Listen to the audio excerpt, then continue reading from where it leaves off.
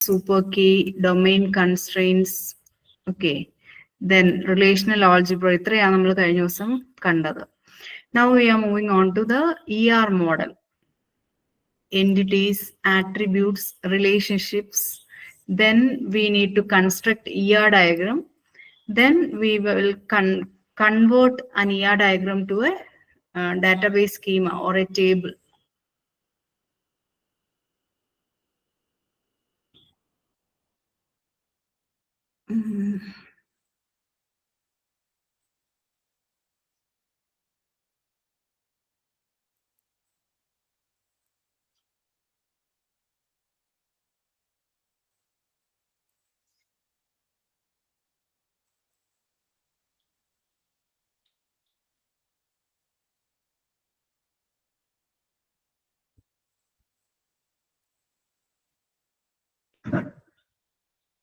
So all these things we have already seen last day. And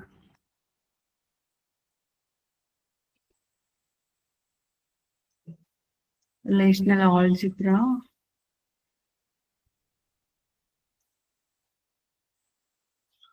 So next is ER model.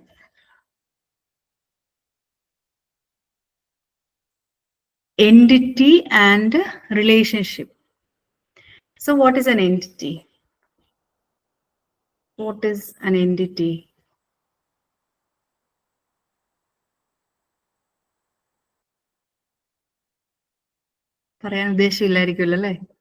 So something that have some properties. It may be a person, it may be an organization, it may be an object, that is a thing or anything. So for example, a college, student, staff, they're entities. The entities, they will be having some properties like name. Student in the case, they will be having name, register number, the course to which they are enrolled for. So all these things are their properties. So the properties in the DBMS term are attribute. Okay, entities in the a real world object in the entity in the അപ്പോൾ ഇവിടെ ഒരു കോളേജിന്റെ database ആണ് ഇവിടെ നമ്മൾ construct ചെയ്യുന്നത്. So in your textbook itself, what are entities? The definition is given here. It is an object of concern used to represent the things in a real world like car, table, book, etc. Entity need not be a physical entity. It can be a concept also. Project, loan, ഇതെല്ലാം entities ആണ്. Entity set എന്ന് പറയുന്നത് similar kind of entities in the collection നമ്മൾ പറയുന്ന പേരാണ് entity set അല്ലെങ്കിൽ entity type എന്ന് പറയുന്നത്. So let us see with the help of an example. For we are having a college database. Okay, so the objects of concern are students, faculty, course, departments. The collection of all the student entities form an entity set student. Similarly, collection of all the courses from an entity set course. Okay. Now let us see what is an attribute.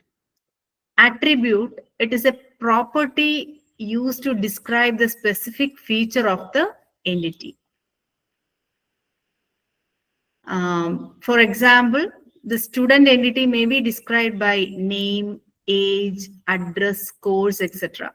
So name is an attribute, age, address, course, idellam various attributes of the entity student directly. So an entity will have a value for each of its attributes.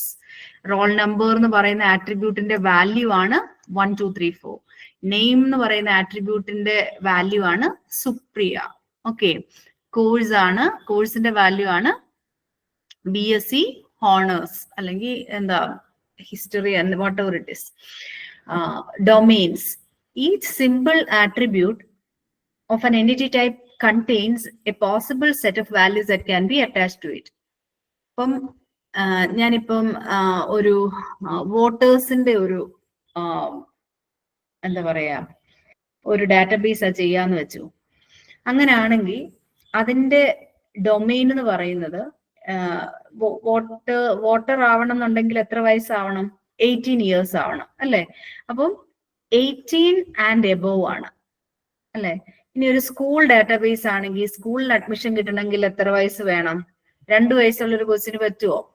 അതായത് ഞാൻ 1ാം class തൊട്ടുള്ള ക്ലാസ്സാണ് ഉദ്ദേശിക്കുന്നത് കേട്ടോ, pre school അല്ല ഉദ്ദേശിക്കുന്നത്. അങ്ങനെയാണെങ്കിൽ അവിടെ എത്ര വയസ്സാണ്? 5 വയസ്സോ അതോ 6 വയസ്സോ? എനിക്ക് കറക്റ്റ് അറിയത്തില്ല, എന്റെ പിള്ളേരൊക്കെ വലുതായതുകൊണ്ട് ഒന്നും നമുക്കറിയത്തില്ല. 5 അല്ലെങ്കിൽ 6 വയസ്സായിരിക്കും. അപ്പം ആ ഒരു സ്റ്റുഡന്റിന്റെ ഏജ് എന്ന് പറയുന്നത് എത്രയാണ്? Minimum that 5 years or 6 years. ഇനി ഒരു PSCയുടെ എന്താ കാൻഡിഡേച്ചർ, ഓക്കെ, അപ്പൊ ആ ഒരു എന്താ പറയാ എംപ്ലോയി സീക്കറിന്റെ ഏജ് എന്ന് പറയുന്നത് എത്രയായിരിക്കും? അയാൾക്ക് മിനിമം 18 വയസ്സായിരിക്കണം. അതുപോലെ തന്നെ ഒരു മാക്സിമം ലിമിറ്റ് ഉണ്ടാവും അല്ലെ? അപ്പം ആ എന്താ ഒരു lower limit and maximum limit, അതാണ് ആക്ച്വലി അതിന്റെ ഡൊമെയിൻ കൊണ്ട് നമ്മൾ ഉദ്ദേശിക്കുന്നത്. അതായത് ആ ഒരു എന്താ പറയാ വേരിയബിളിന് അല്ലെങ്കിൽ ആട്രിബ്യൂട്ടിന് പോസിബിൾ ആയിട്ടുള്ള കളക്ഷൻ ഓഫ് അല്ലെങ്കിൽ സെറ്റ് ഓഫ് വാല്യൂസിന് നമ്മൾ പറയുന്ന പേരാണ് ഡൊമെയിൻ ഓഫ് ദാറ്റ് ആട്രിബ്യൂട്ട്. അപ്പം ആ ഒരു ഇതിലേക്ക് എനിക്ക് ഒരിക്കലും ഇപ്പം 18 വയസ്സിന് താഴെ 17 വയസ്സുള്ള ഒരാൾക്ക് ഒരിക്കലും അതിനകത്തേക്ക് എനിക്ക് സേവ് ചെയ്യാൻ പറ്റത്തില്ല.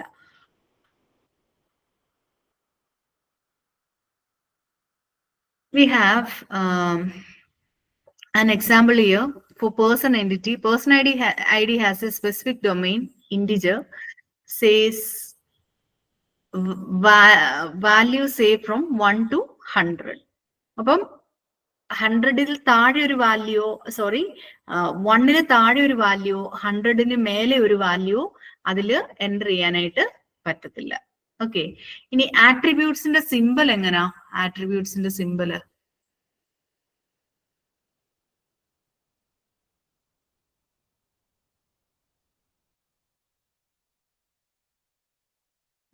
ആട്രിബ്യൂട്ടിന്റെ സിമ്പൽ എങ്ങനെയാ?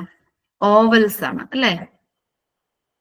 എലിപ്സസ് അല്ലെങ്കിൽ ഓവൽ ആണ്. ഇതിൽ അതിന്റെ സിമ്പൽ കാണുന്നില്ല. അതായത് നമ്മുടെ എൻറ്റിറ്റി ഏതാണോ ആ എൻറ്റിറ്റി എന്ന് ഇതുപോലെ ഒരു ഓവൽ ഷേപ്പ് അല്ലെങ്കിൽ ഒരു എലിപ്റ്റിക്കൽ ഷേപ്പ് ഉള്ള ഒരു ഇതിലാണ് നമ്മൾ ഇത് എൻ്റർ ചെയ്യുക. ഓക്കെ, ആട്രിബ്യൂട്ട്സ് നമ്മൾ എൻ്റർ ചെയ്യുന്നത്. ഇനി ആട്രിബ്യൂട്ട്സ് എന്ന് പറയുന്നത് നമുക്ക് പല ടൈപ്സ് ഉണ്ട്. സിമ്പിൾ, കോമ്പോസിറ്റ്, സിംഗിൾ വാല്യൂഡ് എന്നൊക്കെ പറഞ്ഞിട്ട്. സിമ്പിൾ ആട്രിബ്യൂട്ട് എന്ന് പറഞ്ഞാൽ അതിനെ എനിക്ക് പിന്നെ ഫേർദർ ആയിട്ട് ഡിവൈഡ് ചെയ്യാൻ പറ്റത്തില്ല. അപ്പൊ എനിക്ക് നെയിം എന്ന് പറഞ്ഞാൽ അതിനെ എനിക്ക് first name, last name, middle name എന്നൊക്കെ പറഞ്ഞുകൊണ്ട് ഡിവൈഡ് ചെയ്യാം. അതുപോലെ തന്നെ ഒരു ഡേറ്റിനെ എനിക്ക് ഡിവൈഡ് ചെയ്യാം. മന്ത്, ഡേ അല്ലെങ്കിൽ ഇയർ എന്നൊക്കെ പറഞ്ഞ് ഡിവൈഡ് ചെയ്യാം. അഡ്രസ്സിനെ എനിക്ക് ഡിവൈഡ് ചെയ്യാം. ഹൗസ് നെയിം, ദെൻ ഡിസ്ട്രിക്ട് എന്നൊക്കെ പറഞ്ഞ് ഡിവൈഡ് ചെയ്യാം അല്ലെ? അപ്പോ അങ്ങനെ ഡിവൈഡ് ചെയ്യാൻ പറ്റാത്ത ആട്രിബ്യൂട്ട്സിനെയാണ് നമ്മൾ സിമ്പിൾ ആട്രിബ്യൂട്ട് എന്ന് പറയുക. ഇനി ഡിവൈഡ് ചെയ്യാൻ പറ്റുന്ന ആട്രിബ്യൂട്ടിനെ നമ്മൾ കോമ്പോസിറ്റ് ആട്രിബ്യൂട്ട് എന്നും, ഇനി സിംഗിൾ വാല്യൂഡ് എൻറ്റിറ്റി, അതായത് attributes having A single value. ഇപ്പം ഏജ് എന്ന് പറയുന്നത് സിംഗിൾ വാല്യൂ ആണ്. അങ്ങനത്തെ സിംഗിൾ വാല്യൂഡ് എൻറ്റിറ്റി ഉണ്ട്. അതേസമയം ഒരാൾക്ക് വയസ്സ് ഒന്നേ ഉള്ളൂ, പക്ഷെ ഫോൺ നമ്പർ 2 എണ്ണം വരാം, അഡ്രസ്സ് 2 എണ്ണം വരാം അല്ലെ? അയാളുടെ തൽക്കാലം താമസിക്കുന്ന അഡ്രസ്സും അതുപോലെ തന്നെ കമ്മ്യൂണിക്കേഷൻ അഡ്രസ്സും അല്ലെ? അപ്പം നമുക്ക് സിംഗിൾ വാല്യൂഡും മൾട്ടി വാല്യൂഡും ആട്രിബ്യൂട്ട്സ് ഉണ്ട്. ഇനി അതുപോലെ തന്നെ ഡാറ്റാബേസിൽ ഞാൻ സ്റ്റോർ ചെയ്തിരിക്കുന്ന ഡാറ്റാനെ ബേസ് ചെയ്തിട്ട് എനിക്ക് ആട്രിബ്യൂട്ട്സ് കാൽക്കുലേറ്റ് ചെയ്യാം. ഞാനിപ്പോ ഡേറ്റ് ഓഫ് ബർത്ത് സ്റ്റോർ ചെയ്തേക്കുക, അതിനെ ബേസ് ചെയ്തിട്ട് എനിക്ക് ഏജ് കാൽക്കുലേറ്റ് ചെയ്യാം അല്ലെ? അങ്ങനത്തെ ആട്രിബ്യൂട്ട്സിനെ നമ്മൾ സ്റ്റോർഡ് ആട്രിബ്യൂട്ട്സ് എന്നാണ് പറയുക. ഇനി അതിൽ നിന്ന് നമ്മൾ ഡിറൈവ് ചെയ്തെടുക്കുന്ന ആട്രിബ്യൂട്ട്സിന് നമ്മൾ ഡിറൈവ്ഡ് ആട്രിബ്യൂട്ട്സ് എന്നാണ് പറയുക. ഫോർ എക്സാമ്പിൾ, ഇപ്പം ഒരാള് ജോയിൻ ചെയ്തു, അതായത് 89 അവിടെ ജോയിൻ ചെയ്തതാ. ഇപ്പൊ അയാൾക്ക് എത്ര വർഷത്തെ സർവീസ് ഉണ്ടെന്നുള്ളത് ഞാൻ ഡിറൈവ് ചെയ്തെടുക്കും. ഇപ്പോഴത്തെ കറണ്ട് ഡേറ്റും അയാളുടെ ജോയിനിങ് ഡേറ്റും തമ്മിലുള്ള ഡിഫറൻസ് നമ്മൾ കാൽക്കുലേറ്റ് ചെയ്തിട്ടാണ് അല്ലെ. ഇപ്പം ഡേറ്റ് ഓഫ് ബർത്ത് സ്റ്റോർ ചെയ്തിട്ട് ഞാൻ ഏജ് കാൽക്കുലേറ്റ് ചെയ്യുന്നത് പോലെ തന്നെയാണ് ഈ ഡിറൈവ്ഡ് ആട്രിബ്യൂട്ട് നമ്മൾ കാൽക്കുലേറ്റ് ചെയ്യുന്നത് അല്ലെ. അതുപോലെ തന്നെ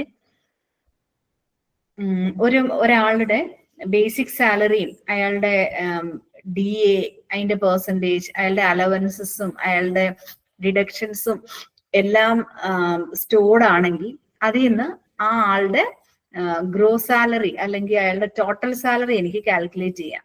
okay, so these are the main different types of attributes. Simple, composite, single valued, multi valued, stored and derived. Next comes the relationships. Relationships എന്ന് പറഞ്ഞാല് രണ്ട് എൻറ്റിറ്റികളെ തമ്മിൽ നമുക്ക് കണക്ട് ചെയ്യാൻ പറ്റും. ഓക്കെ, ഇപ്പം സ്റ്റുഡന്റ് ഒരു കോഴ്സിന് ജോയിൻ ചെയ്യുന്നു, ഫാക്കൽറ്റി ഏതെങ്കിലും ഒരു കോഴ്സ് പഠിപ്പിക്കുന്നു, അങ്ങനെയൊക്കെയുള്ള ഇതാണ് നമ്മൾ റിലേഷൻഷിപ്സ് എന്ന് പറയുന്നത്. ഓക്കെ, അപ്പൊ ഈ റിലേഷൻഷിപ്സിന് നമുക്ക് ഡിഗ്രി ഉണ്ട് അല്ലെങ്കിൽ കാർഡിനാലിറ്റി ഉണ്ട്. ഡിഗ്രി എന്ന് പറഞ്ഞാൽ എത്ര എൻറ്റിറ്റി ടൈപ്സ് ഒരു റിലേഷൻഷിപ്പിൽ പാർട്ടിസിപ്പേറ്റ് ചെയ്യുന്നു അതിനാണ് നമ്മൾ ഡിഗ്രി എന്ന് പറയുക. ഇപ്പൊ രണ്ട് എൻറ്റിറ്റി ആണ്, അത് ബൈനറി റിലേഷൻഷിപ്പ് ആണ്. മൂന്നെണ്ണാണ്, അത് ടേർണറി ആണ്. അങ്ങനെ നമുക്ക് n എൻറ്റിറ്റീസ് ആണെങ്കിൽ അത് എൻനറി റിലേഷൻഷിപ്പ് എന്നാണ് നമ്മൾ പറയുക. ഇനി അതുപോലെ തന്നെ നമുക്ക് റിലേഷൻഷിപ്പ് കാർഡിനാലിറ്റി ഉണ്ട്. കാർഡിനാലിറ്റി എന്ന് പറഞ്ഞാൽ ആ എൻറ്റിറ്റിയിൽ എത്ര ഇൻസ്റ്റൻസ് ഉണ്ടോ അതിനെ ബേസ് ചെയ്തിട്ട്, അതിന്റെ കൗണ്ടിനെ ബേസ് ചെയ്തിട്ടാണ് നമ്മൾ കാർഡിനാലിറ്റി പറയുക. ഇനി നമുക്ക് ബൈനറി റിലേഷൻഷിപ്പിന്റെ ഇത് കാർഡിനാലിറ്റിനെ ബേസ് ചെയ്ത് നമുക്ക് ഇങ്ങനെ കാറ്റഗറൈസ് ചെയ്യാം. 1 to 1. 1 to 1 എന്ന് വെച്ചാൽ ഒരു കോളേജിന് ഒരു പ്രിൻസിപ്പിളേ ഉണ്ടാവുള്ളൂ, ഒന്നിൽ കൂടുതൽ പ്രിൻസിപ്പിൾ ഇല്ലല്ലോ. അതായത് relationship between college and principle 1 to 1. ഇനി one college can have at the most one principal, and one principal can be assigned to only one college. Similarly, we can define the relationship between university and vice chancellor. 1 to many. An entity in A is associated with any number of entities in B. An entity in B is associated with at the most one entity in A. From relationship between department and faculty. Department അതുപോലെ തന്നെ faculty, കുറെ faculty ഉണ്ടാവും ഒരു ഡിപ്പാർട്ട്മെന്റിൽ അല്ലെ. അപ്പം n faculty works in one department. Okay, ഒരു 10-20 faculty ഉണ്ടായിരിക്കും, അവർ ഒരു ഡിപ്പാർട്ട്മെന്റിലായിരിക്കും വർക്ക് ചെയ്യുന്നത്. അല്ലെങ്കിൽ one department can appoint any number of faculty members, but a faculty member is assigned to only one department. Next comes many to one relationship. അപ്പം കുറെ എണ്ണത്തിനെ നമ്മൾ ഒന്നിലേക്ക് connect ചെയ്യാണ്. അതായത് കുറെ കോഴ്സ് ഒരാൾ പഠിപ്പിക്കുന്നു. Okay, that is the relationship between course and instructor. An instructor can teach various courses, but a course can be taught by only one instructor. ഇനി many to many ഉണ്ട്. Many courses are taught by many faculties. അപ്പം M to N എന്നാണ് നമ്മൾ അതിന് പറയുന്നത്.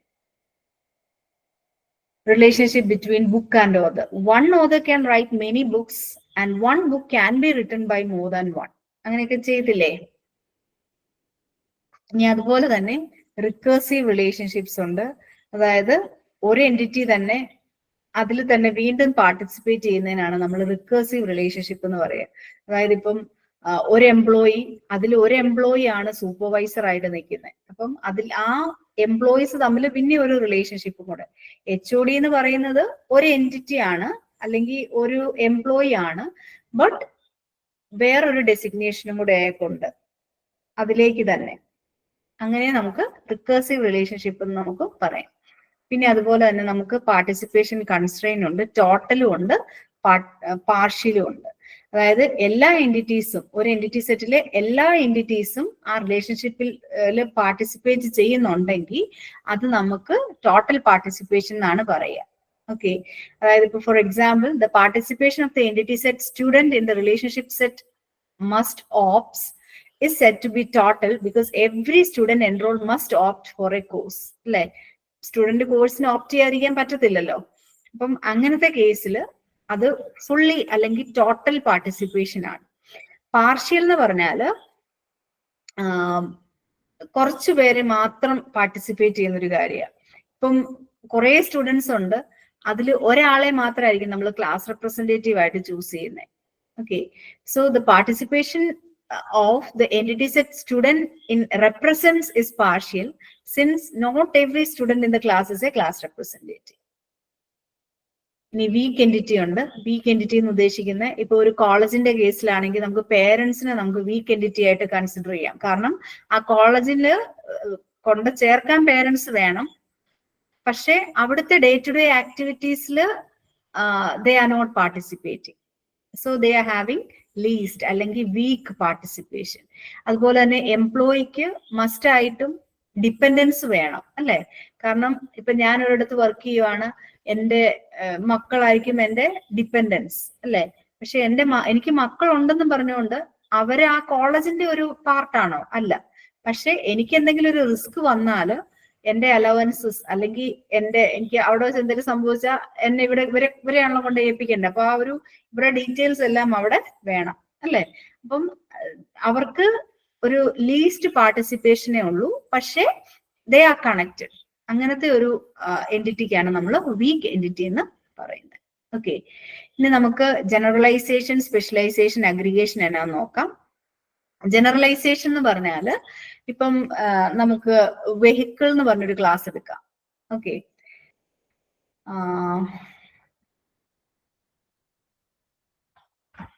Okay, ഞാൻ ഒരു കാര്യം ചെയ്യാം. ഞാൻ മൊബൈലിലും കൂടെ കയറാം, എന്നിട്ട് ഇതില് വീഡിയോ എടുക്കാം. ഒരു ഒറ്റ second.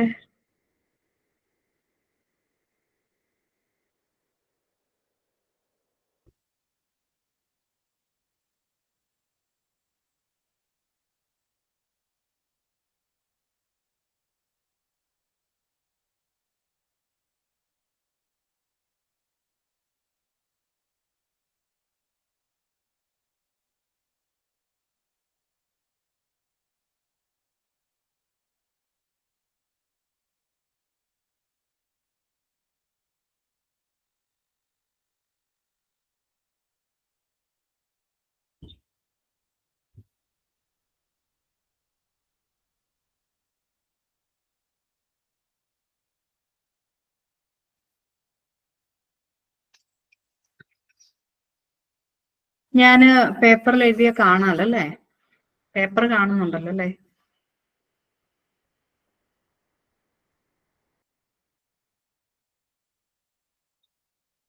Okay, I have to present that one. Wait.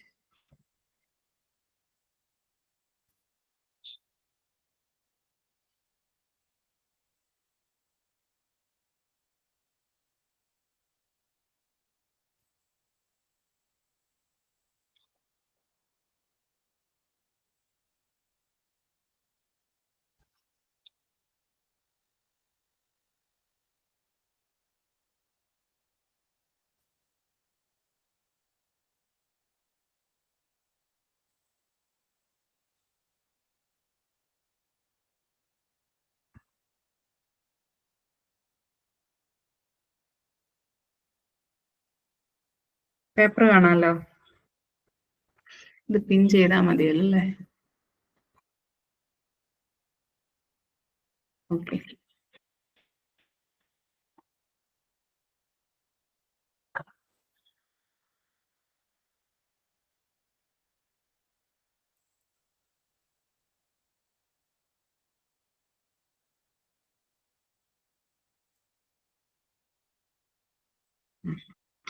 Okay. ഞാന് വെഹിക്കിൾ വായിക്കാവോ?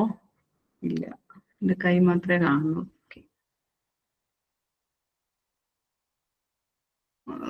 ഫ്ലോപ്പ് ആവുകയാണോ? വായിക്കാം.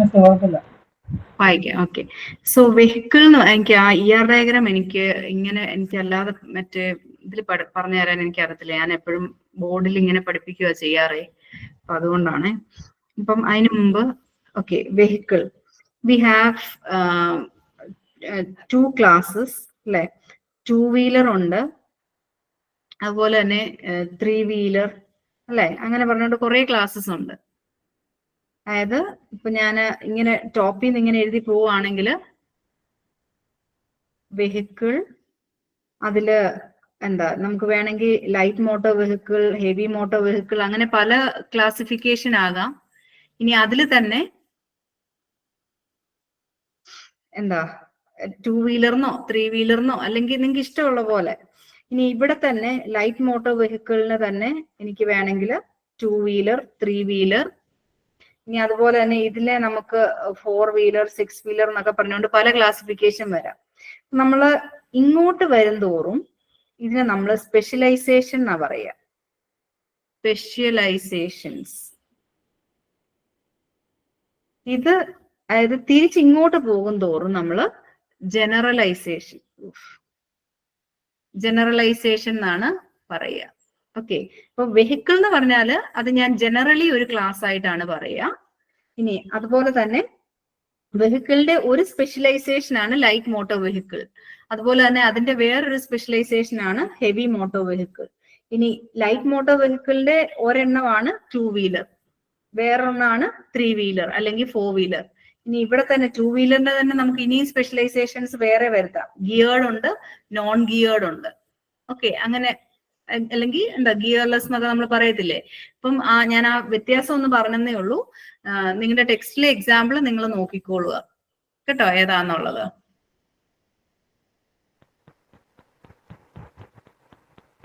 ഓക്കെ, ഇപ്പൊ നമ്മള് പറഞ്ഞുകൊണ്ടിരുന്നത് ഓക്കെ, ടെക്സ്റ്റിലെ എക്സാമ്പിൾ പറയുന്നത് സേവിങ്സ് അക്കൗണ്ടും കറണ്ട് അക്കൗണ്ടും അങ്ങനത്തെ കുറച്ച് കാര്യങ്ങളാണ്. അത് കഴിഞ്ഞിട്ട് നേരെ നമ്മൾ ഇതിലേക്കാ പോകുന്നത്, അതായത് കോളേജ് ഡാറ്റാബേസിലേക്കാണ് പോകുന്നത്. അതായത് ഈ ഒരു ER ഡയഗ്രാം ആണ്. അപ്പൊ ER ഡയഗ്രാം ഞാൻ പേപ്പറെ വരച്ച് കാണിക്കാം. എനിക്ക് തോന്നുന്ന കുറച്ചെങ്കിലും ഒക്കെ കാണത്തില്ലേ നിങ്ങക്ക്?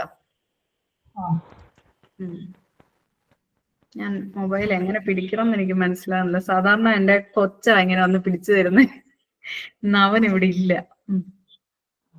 ഓക്കെ, അപ്പൊ മുമ്പേ നമ്മൾ കണ്ടായിരുന്നു 3 സിമ്പിള്, അതായത് ഓവല്, പിന്നെ ഒരു സ്ക്വയർ അല്ലെങ്കിൽ ഒരു റെക്റ്റാങ്കിൾ, പിന്നെ കുറച്ച് ലൈൻസ് ഉണ്ടായിരുന്നു, പിന്നെ അതുപോലെ തന്നെ ആ സിമ്പിൾ ഞാൻ പറഞ്ഞില്ലായിരുന്നു അല്ലെ, സോറി. പിന്നെ അതുപോലെ ഡയമണ്ട്. ഈ 4 സിമ്പിൾസ് ആണ് നമ്മൾ ഒരു എന്താ പറയാ ER ഡയഗ്രത്തിന്റെ കമ്പോണൻസിന്റെ ഷേപ്പുകൾ അല്ലെങ്കിൽ നമ്മൾ യൂസ് ചെയ്യുന്ന സിമ്പിൾസ് ഇതെല്ലാമാണ്.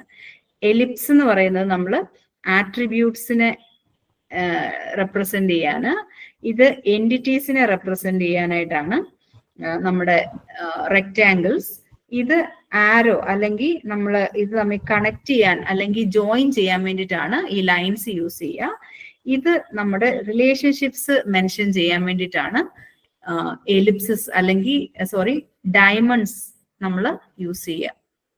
ഓക്കെ, അതായത് rectangles representing the entity sets, ellipses representing the attributes, and diamonds representing the relationship sets. Okay, ഇനി നമ്മൾ ഒരു കോളേജിന്റെ ഇത് വരയ്ക്കാൻ പോവാ. ഓക്കെ,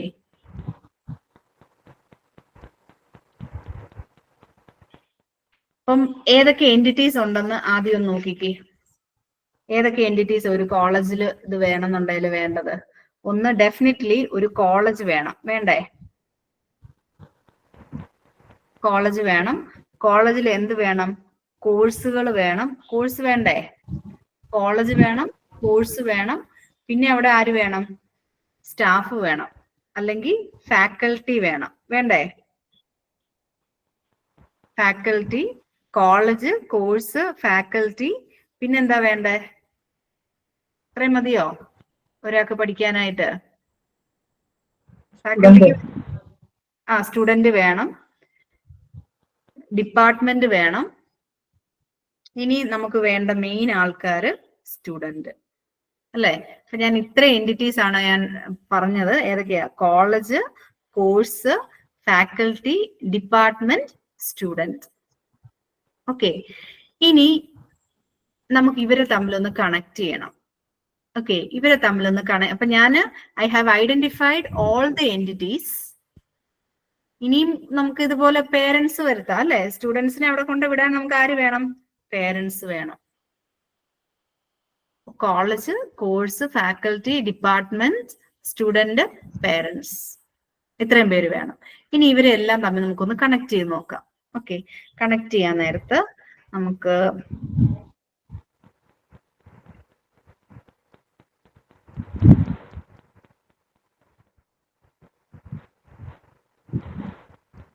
ഞാനൊന്ന് താഴെ എഴുതുവാണ്.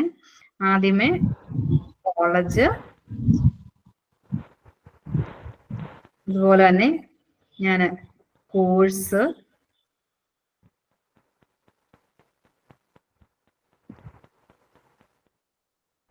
ഇനി ഡിപ്പാർട്ട്മെന്റിനെ ഫാക്കൽറ്റിനെ ഞാൻ ചുമ്മാ ഒന്ന് അടുക്കിപ്പെറുക്കി എഴുതുവാണ്. ഡിപ്പാർട്ട്മെന്റ്, ഫാക്കൽറ്റി,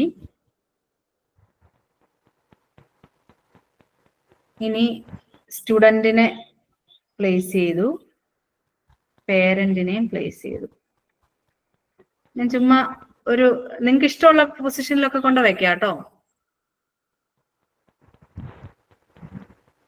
കാണാൻ പറ്റുന്നില്ലായിരിക്കും അല്ലെ? ഇനി ഞാൻ എന്താ ഇതിനെല്ലാം ഒന്നൊരു ബോക്സ് ആക്കുവാണ്. നമ്മൾ എൻറ്റിറ്റീസിനെ വരയ്ക്കുന്ന എന്നതിനകത്താ?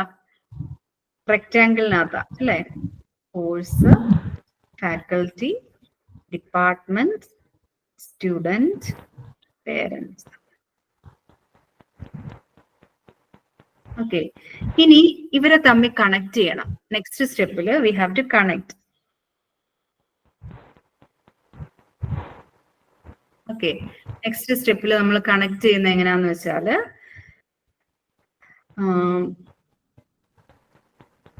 ആദ്യമേ സ്റ്റുഡന്റ് വരുന്നതിന് മുമ്പ് ഇവിടെ ഈ സംഭവങ്ങളെല്ലാം വേണ്ടേ? ഈ സംഭവങ്ങൾ, ഈ ഒരു സിസ്റ്റം നേരത്തെ വേണമല്ലോ അല്ലെ? കോളേജും കോഴ്സും ഡിപ്പാർട്ട്മെന്റും ഫാക്കൽറ്റിയും ആദ്യം ഇവിടെ വേണമല്ലോ. അപ്പൊ ആദ്യം അവരെയല്ലേ ആദ്യം കണക്ട് ചെയ്യണ്ടേ? അപ്പം കോളേജും കോഴ്സുകളും തമ്മിലൊന്ന് കണക്ട് ചെയ്തു. കാണുന്നുണ്ടല്ലോ അല്ലെ? കോളേജും കോഴ്സുകളും തമ്മിൽ ഞാൻ കോളേജ് ഹാസ് കോഴ്സ് അല്ലെങ്കിൽ കോളേജ് റൺസ് കോഴ്സ് എന്നോ അങ്ങനെ എന്തെങ്കിലും കൊടുക്കാം, അല്ലെ കണ്ടക്ട്സ് കോഴ്സസ് എന്നോ എന്തെങ്കിലും കൊടുക്കാം കേട്ടോ. ക്ലിയർ ആവുന്നുണ്ടല്ലോ അല്ലെ? കോളേജ്, കോഴ്സ്, അതിനെ തമ്മിൽ ഞാനൊരു റിലേഷൻഷിപ്പ് എസ്റ്റാബ്ലിഷ് ചെയ്തു. കോളേജ് ഹാസ് കോഴ്സസ്, അല്ലെങ്കിൽ കോളേജ് റൺസ് കോഴ്സസ്, അല്ലെങ്കിൽ കോളേജ് കണ്ടക്ട്സ് കോഴ്സസ്, അല്ലെ കോളേജ് ഓൺസ് കോഴ്സസ്, എങ്ങനെയാണേലും കുഴപ്പമില്ല. ഈ റിലേഷൻഷിപ്പിന്റെ ഇവിടെ നമ്മൾ എഴുതുന്ന ടേം ഒരു വേർബ് ആയിരിക്കണം. ആ വേർബ് അത് ചെയ്യുന്ന പണി എന്താണെന്ന് നമുക്ക് ക്ലിയർ ആയിട്ട് മനസ്സിലാകുകയും വേണം. ആ രീതിക്ക് വേണം നമ്മൾ ഇതിനെ തമ്മിൽ കണക്ട് ചെയ്തു. ഇനി അടുത്തത് എന്താ? കോഴ്സും കോളേജും ഉണ്ട്, കോളേജ് റൺ ആകുമോ? ഇല്ല. കോഴ്സ് പഠിപ്പിക്കാൻ ഫാക്കൽറ്റി വേണം അല്ലെ? ഈ ഫാക്കൽറ്റി ഏതെങ്കിലും ഒരു ഡിപ്പാർട്ട്മെന്റിൽ വേണമല്ലോ ആദ്യം ജോയിൻ ചെയ്യാൻ അല്ലെ? അപ്പൊ നമുക്ക് ഡിപ്പാർട്ട്മെന്റിനെയും ഫാക്കൽറ്റിനെയും തമ്മിലൊന്ന് കണക്ട് ചെയ്യണം. ഇത് ഇച്ചിരൂടെ വലുതാക്കി വരച്ചാൽ ഒറ്റ സ്ക്രീനിൽ ഒതുങ്ങുകയില്ലാത്തതുകൊണ്ട് ഞാൻ കുഞ്ഞാക്കി വരച്ച കേട്ടോ. അപ്പൊ ഡിപ്പാർട്ട്മെന്റ് ഹാസ് ഫാക്കൽറ്റി, അല്ലെങ്കിൽ ഫാക്കൽറ്റി വർക്ക്സ് ഫോർ ഡിപ്പാർട്ട്മെന്റ്, എങ്ങനെ വേണേലും എഴുതാം. ഫാക്കൽറ്റി വർക്ക്സ് ഫോർ ഡിപ്പാർട്ട്മെന്റ്, അല്ലെങ്കിൽ ഡിപ്പാർട്ട്മെന്റ് ഹയേഴ്സ്, അതായത് ജോലിക്ക് എടുക്കുന്നു എന്നൊക്കെ നമ്മൾ എഴുതത്തില്ലേ? ഹയേഴ്സ് ഫാക്കൽറ്റി, എങ്ങനെ ഏത് വേണേലും എല്ലാം ഒരുപോലാണ്. അപ്പം ഡിപ്പാർട്ട്മെന്റും ഫാക്കൽറ്റിയും തമ്മിൽ കണക്ഷനായി. ഇനി എന്താ ചെയ്യണ്ടേ? ഓരോ കോഴ്സും പഠിപ്പിക്കാനായിട്ട് നമുക്ക് ഫാക്കൽറ്റി വേണം അല്ലെ? ഇപ്പൊ എനിക്ക് MCA എന്ന് പറഞ്ഞൊരു കോഴ്സ്, MCA എന്ന് പറയുന്നത് പ്രോഗ്രാം ആണ്.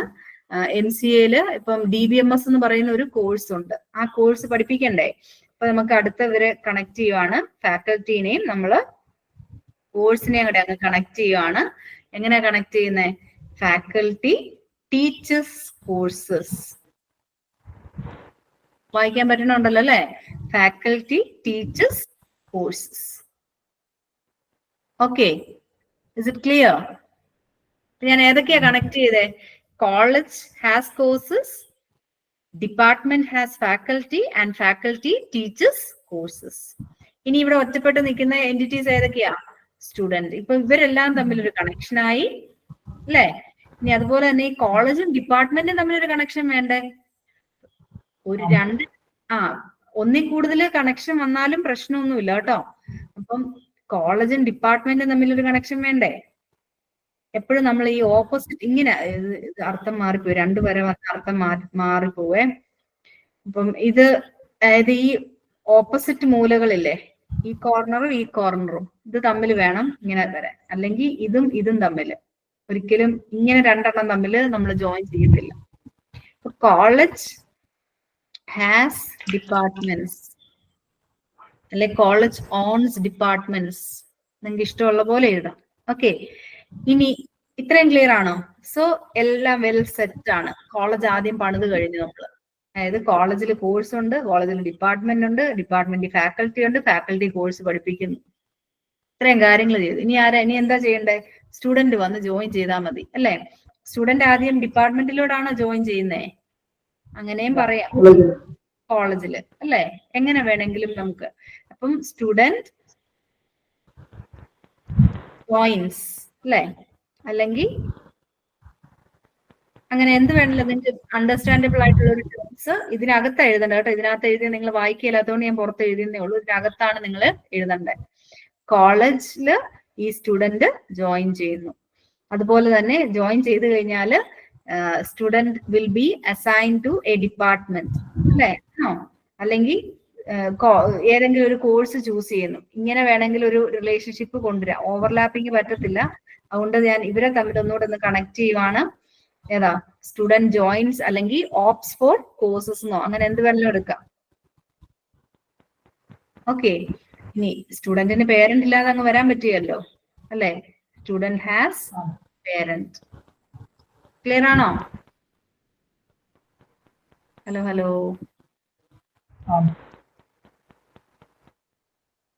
നിങ്ങൾക്ക് അറിയാവുന്നതായിരിക്കും.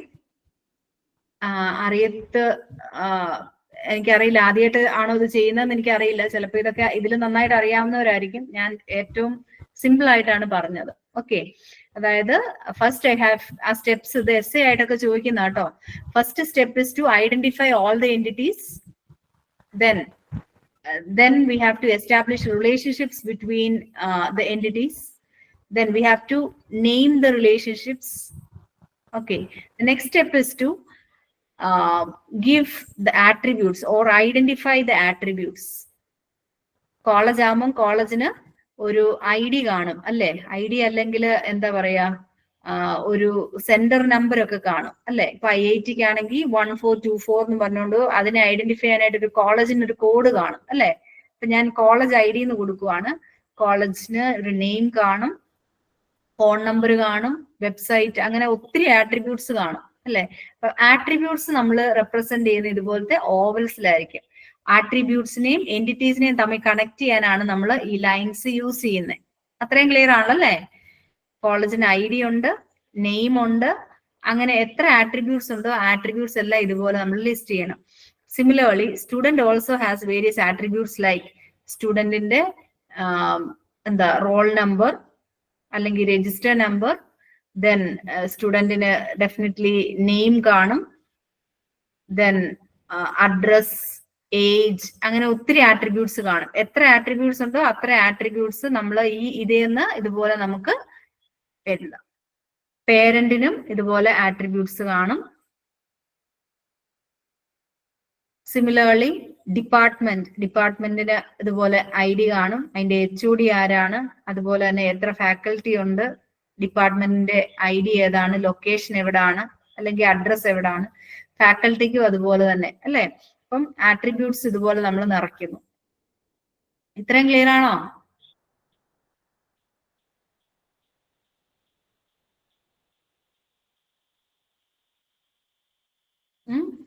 ഇനി അതുപോലെ തന്നെ നമുക്ക് ഇവിടെ വേണമെങ്കിൽ ഇതുപോലെ നമുക്ക് ആട്രിബ്യൂട്ട്സ് എഴുതാം. രണ്ട് ടേബിളുകൾ തമ്മിൽ രണ്ട് എൻറ്റിറ്റികൾ തമ്മിൽ കണക്ട് ചെയ്യുന്ന റിലേഷൻഷിപ്പിൽ ഇതുപോലെ നമുക്ക് ആട്രിബ്യൂട്ട്സ് എസ്റ്റാബ്ലിഷ് ചെയ്യാം. ഓക്കെ, അപ്പം ഇത്രയും ഒരു ചെറിയൊരു ഗ്രാഹ്യമായെന്ന് വിചാരിക്കുന്നു. നമുക്ക് തിരിച്ച് നമ്മുടെ ടെക്സ്റ്റിലേക്ക് തന്നെ പോവാം. ഞാൻ ഇതിൽ നിന്നൊന്ന് ഇറങ്ങട്ടെ ഒരു മിനിറ്റ്.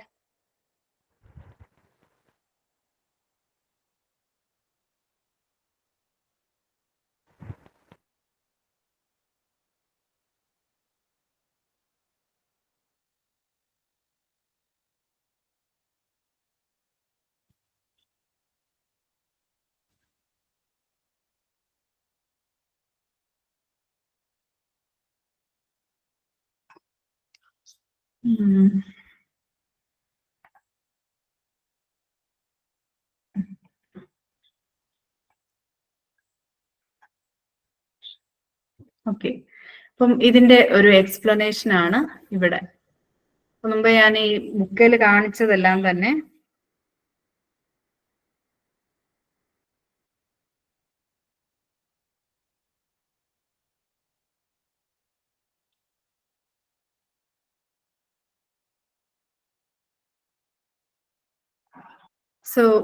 ബാങ്കിന്റെ അക്കൗണ്ട്. അപ്പം ഇതിനകത്ത് ആ ജനറലൈസേഷൻ എന്നുള്ളത് കണ്ടോ, മുകളിലോട്ട് വരുമ്പം ജനറലൈസേഷൻ, താഴോട്ട് വരുമ്പം സ്പെഷ്യലൈസേഷൻ. ഞാൻ വെഹിക്കിൾ വെച്ചിട്ടാണ് മുമ്പേ കാണിച്ചു തന്നെ. ഓക്കെ, അതുപോലെ ഇവിടെ റിലേഷൻഷിപ്പ് ഒക്കെ കാണിച്ചിരിക്കുന്നുണ്ട്, ഇസ് റിലേഷൻഷിപ്പ്. അതുപോലെ തന്നെ അക്കൗണ്ടിന്റെ account number, holder name, branch, അതെല്ലാം അതിന്റെ ആട്രിബ്യൂട്ട്സ് ആണ്. സേവിങ്സിന്റെ ഒരു ആട്രിബ്യൂട്ട് ആണ് ഇൻട്രസ്റ്റ്, ചാർജസ്, അതെല്ലാം. ഓക്കെ, ഇനി കോളേജ് ഡാറ്റാബേസ് ആണ് ഇവിടെയും കാണിച്ചിരിക്കുന്നത്. സ്ട്രോങ് എൻറ്റിറ്റീസ് അതാണ് കോളേജ്. അതിനകത്ത് സ്റ്റുഡൻറ്, ഫാക്കൽറ്റി, കോഴ്സ്, ഡിപ്പാർട്ട്മെന്റ്, അതുപോലെ തന്നെ പേരന്റ് അല്ലെങ്കിൽ ഗാർഡിയൻ എന്നുള്ളതാണ് വീക്ക് എൻറ്റിറ്റി. ഇനി പല റിലേഷൻഷിപ്സ് ഉണ്ടല്ലേ. Works in, head of, opts, taught by, enrolled, has. Okay, വായിച്ചോണം കേട്ടോ ഇതൊക്കെ. അപ്പൊ ഇവിടെ നമ്മൾ ആ സിമ്പിൾസ് എല്ലാം കണ്ടായിരുന്നു, rectangles, ellipses, diamonds, etcetera. So this is the thing. ഇതൊന്ന് നോക്കിക്കേ നിങ്ങള്. Student, then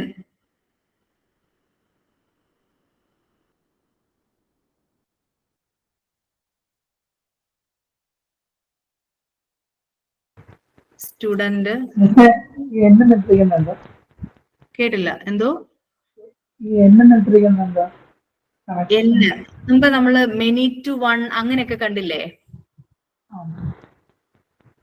many to one അങ്ങനെ കാണിച്ചത് ഓർക്കുന്നുണ്ടോ? ഇതെന്ന് പറയുന്നത് കോഴ്സും സ്റ്റുഡന്റ്. അപ്പം ഇവിടെ നമുക്ക് n സ്റ്റുഡൻസ് ഒരു കോഴ്സ് ചൂസ് ചെയ്യുന്നു എന്ന് പറയാം. n-1 അതല്ലെങ്കിൽ മെനി ടു വൺ എന്നുള്ള റിലേഷൻ ആണ്.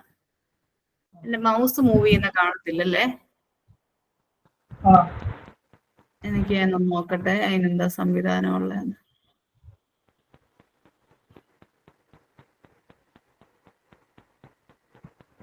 PPT-യിലാണ് നമുക്ക് അത് ഓപ്ഷൻ ഉണ്ട്. ഇതിനകത്ത് അനോട്ടേഷൻസ് കാണിക്കാൻ പറ്റുന്നില്ല എനിക്ക്. ഇത് ഇമേജും അല്ലേ. ഓക്കെ, എന്തേലും ആട്ടെ. ഇവിടെ ഈ ഫസ്റ്റ് വൺ കണ്ടോ, സ്റ്റുഡന്റും കോഴ്സും തമ്മില്. അപ്പം ഒരു കോഴ്സിൽ n സ്റ്റുഡൻസ് ഉണ്ട്. മെനി എന്നുള്ള മീനിങ് ആട്ടോ എന്നുള്ള. ഇനി അതുപോലെ തന്നെ സ്റ്റുഡന്റും ഡിപ്പാർട്ട്മെന്റും, ഒരു ഡിപ്പാർട്ട്മെന്റിൽ n സ്റ്റുഡൻസ് എൻറോൾ ചെയ്തിട്ടുണ്ട്. പിന്നെ അതുപോലെ നിങ്ങൾ അവിടെ ആ ഡബിൾ ലൈൻ കണ്ടോ, ഗാർഡിയന് ഡബിൾ ലൈൻ, അത് വീക്ക് എൻറ്റിറ്റി എന്നാണ് അതിന്റെ ഒരു മീനിങ്. അതുപോലെ തന്നെ വീക്ക് എൻറ്റിറ്റിയുടെ അവിടെ നിന്ന് ഡബിൾ ലൈൻ ആ വന്നിരിക്കുന്നത്. അതെന്ന് പറയുന്നത് വീക്ക് പാർട്ടിസിപ്പേഷൻ അല്ലെ പാർഷ്യൽ പാർട്ടിസിപ്പേഷനെ അവർക്ക് ഇതുമായിട്ടുള്ളൂ, അതാണ് അതിന്റെ അർത്ഥം. അതുപോലെ തന്നെ ഡിപ്പാർട്ട്മെന്റ്, വർക്ക്സ് അല്ലെ. അതുപോലെ തന്നെ ഇത് റിക്കർസീവ് 1-1 എന്ന് ഉദ്ദേശിക്കുന്ന ഡിപ്പാർട്ട്മെന്റിന് ഒരു ഹെഡ്, അതായത് ഒരു faculty head of the department ആയിരിക്കും. അത് എന്ന് മുതലാന്നുള്ളതിന്റെ ആ ആട്രിബ്യൂട്ട് ആണ് ഡേറ്റ് ഫ്രം എന്ന് കാണിച്ചിരിക്കുന്നത്. ഓക്കെ, വേറെ എന്തെങ്കിലും ഡൗട്ട് ഉണ്ടോ? അതുപോലെ തന്നെ പ്രൈമറി കീസ് ആണ് ഈ അണ്ടർലൈൻ ചെയ്തിരിക്കുന്നത്. സ്റ്റുഡന്റിനകത്ത് റോൾ നമ്പർ, കോഴ്സിനകത്ത് കോഴ്സ് ID, ഫാക്കൽറ്റിക്കകത്ത് ID, ഡിപ്പാർട്ട്മെന്റിനകത്ത് ഡിപ്പാർട്ട്മെന്റ് നമ്പർ, ഗാർഡിയൻ്റെത് നെയിം ആണ് കൊടുത്തിരിക്കുന്നത്. ഓക്കെ,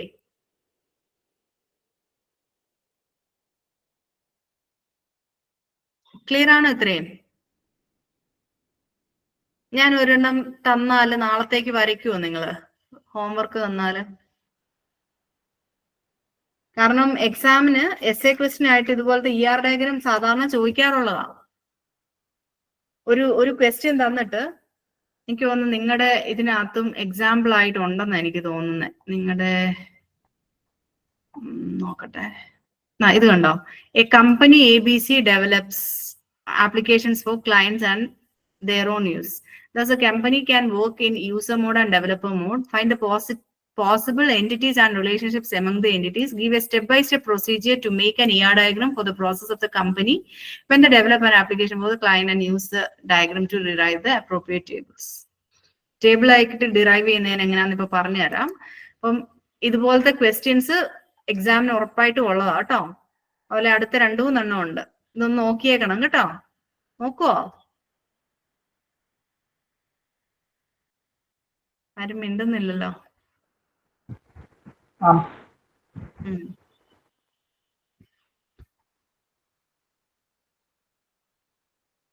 ഇപ്പൊ നമ്മള് ER ഡയഗ്രാം കൺസ്ട്രക്ട് ചെയ്യുന്ന പറഞ്ഞത്. ഇനി ER ഡയഗ്രാം കൺസ്ട്രക്ട് ചെയ്താൽ മാത്രം പോരാ, ഇനി ER ഡയഗ്രത്തിൽ നിന്ന് നമ്മൾ എങ്ങനെയാണ് ഒരു ടേബിളിലേക്ക് വരിക എന്നുള്ളതാണ് അടുത്ത സ്റ്റെപ്പ്. അപ്പൊ അതിനു മുമ്പ് ഈ സിമ്പിൾസ് ഒന്ന് നോക്കിയേക്കാവോ? അതായത് entity, weak entity, attribute, key attribute, derived attribute ആണ്, അതായത് ഇതുപോലെ ഡാഷ്ഡ് ലൈൻസ് ആയിരിക്കും.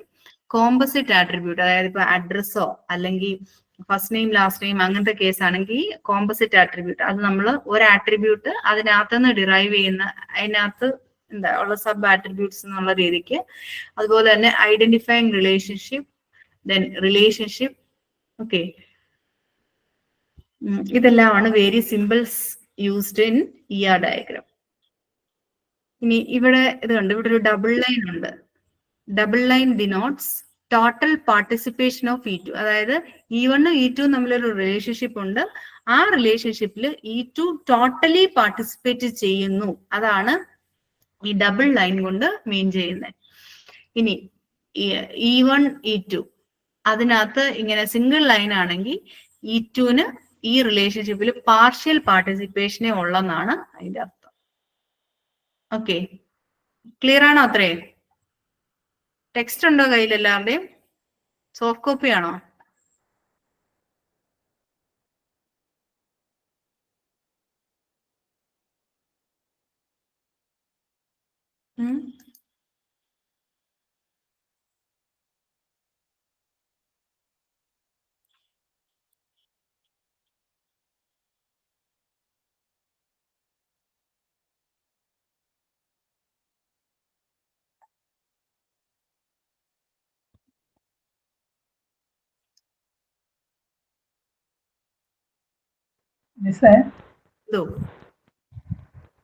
അപ്പം E2 മാത്രമേ പാർഷ്യലി പാർട്ടിസിപ്പേറ്റ് ചെയ്യുന്നുള്ളൂ. E1 എപ്പം പാർഷ്യലി അല്ലേ പാർട്ടിസിപ്പേറ്റ് ചെയ്യുന്നത്?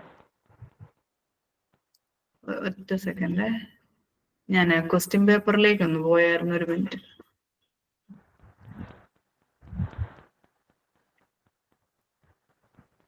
ഒന്നുകൂടെ പറഞ്ഞേ. E2 മാത്രമേ പാർഷ്യലി അല്ല പാർട്ടിസിപ്പേഷൻ ചെയ്യുന്നുള്ളൂ. E1 പാർഷ്യലി ചെയ്യുന്നത്. ആദ്യത്തെ ഫിഗറിനകത്ത് ഡബിൾ ലൈൻ വന്നിട്ടില്ലേ? അതിനകത്ത് E2 ടോട്ടലി പാർട്ടിസിപ്പേറ്റ് ചെയ്യുന്നുണ്ട്. രണ്ടാമത്തെ ഫിഗർ എന്തോ അല്ല, E1ഉം E2ഉം തമ്മിലാണ് റിലേഷൻഷിപ്പ്. അതിനകത്ത് E1 ഫുള്ളി പാർട്ടിസിപ്പേറ്റ് ചെയ്യുന്നു എന്നാണ്. ഓക്കെ, പറഞ്ഞ എനിക്ക് പിന്നെയാണ് കത്തിയത് കേട്ടോ ജിബിൻ ചോദിച്ചത്. അതായത് E2ന് ടോട്ടലി പാർട്ടിസിപ്പേഷൻ ഉണ്ട് ആ റിലേഷൻഷിപ്പില്. ഇതിനകത്ത് E2ന്, അതായത് എപ്പോഴും നമ്മൾ രണ്ടാമത് എഴുതുന്നത് Rനകത്ത് പാർഷ്യൽ പാർട്ടിസിപ്പേഷനേ ഉള്ളെന്നാണ് അതിന്റെ അർത്ഥം. അപ്പൊ E1 ഫുള്ള് വരുന്നുണ്ടല്ലേ? E1 ടോട്ടൽ അല്ലേ പാർട്ടിസിപ്പേഷൻ വരുന്നത്? അതെ അതെ, എപ്പോഴും അങ്ങനെയല്ലേ വരുന്നത്?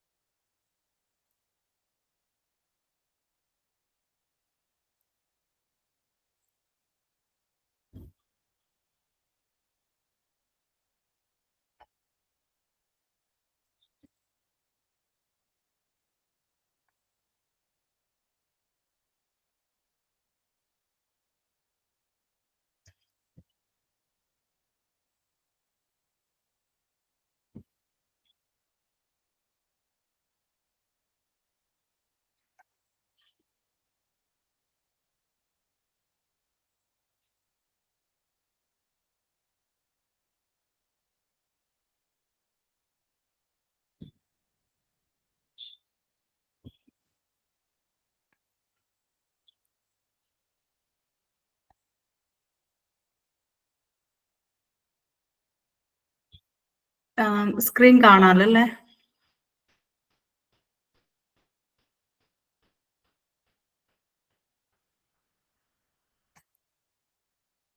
അത് ആ ക്വസ്റ്റ്യൻ കണ്ടോ? An academic organization has a student entity set which can be of two types, full-time and part-time. അതിനകത്ത് ഇത് കണ്ടോ, ജനറലൈസേഷനും സ്പെഷ്യലൈസേഷനും ആണ് കാണിച്ചിരിക്കുന്നത്. അപ്പൊ നമുക്ക് ആ ഡയഗ്രത്തിനെ ടേബിൾ ആക്കാനാണ് അവർ ചോദിച്ചിരിക്കുന്നത്. കണ്ടോ ക്വസ്റ്റ്യൻ കണ്ടോ? 6 മാർക്കിന്റെ ക്വസ്റ്റ്യൻ ആണ്. ടേബിൾ ആക്കുന്ന ഞാൻ പറയാൻ പോകുന്നേ ഉള്ളൂ. പിന്നെ ഉള്ളത് B3. ഇത് കഴിഞ്ഞ ദിവസം നമ്മൾ കണ്ടത്, അതായത് റിലേഷണൽ ആൾജിബ്ര ഓർക്കുന്നുണ്ടോ? പഴയ ക്വസ്റ്റ്യൻ പേപ്പർ ഒക്കെ നോക്കിയേക്കണം കേട്ടോ.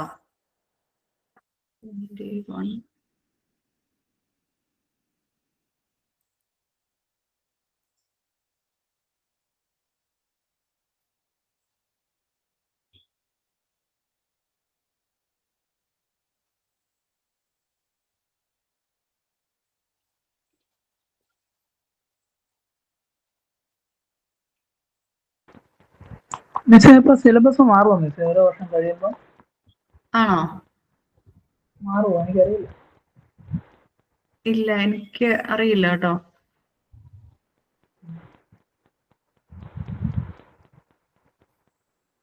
ഇപ്പം സ്ക്രീനിൽ കണ്ടായിരുന്നോ ഒരു ക്വസ്റ്റ്യൻ? അതായത് design diagram for the following and also create explicit.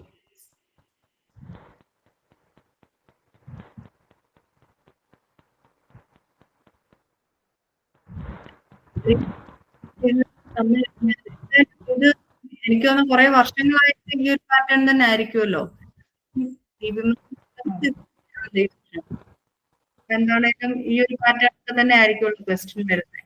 അത്യാവശ്യമായ എസ്യും അതുപോലെ തന്നെ ടേബിൾ കൺസ്ട്രക്ട് ചെയ്യാനും അറിയാവുന്നുണ്ടെങ്കിൽ നല്ല മാർക്ക്. ഞാനിപ്പോ 21ഉം 22 ഇപ്പൊ കാണിച്ചേ. 23യും കൂടെ ഉണ്ട്. 23ക്കകത്തും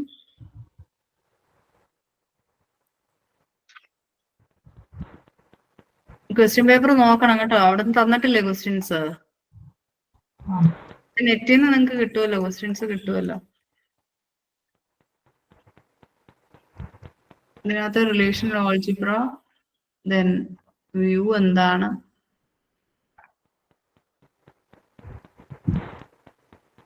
ഇതിനകത്ത് പക്ഷെ ഇത് ചോദിച്ചിട്ടില്ല. ഇത് MCA ആണല്ലേ നിങ്ങളുടേത്? രണ്ട് സെയിം ആണല്ലേ? ഓക്കെ.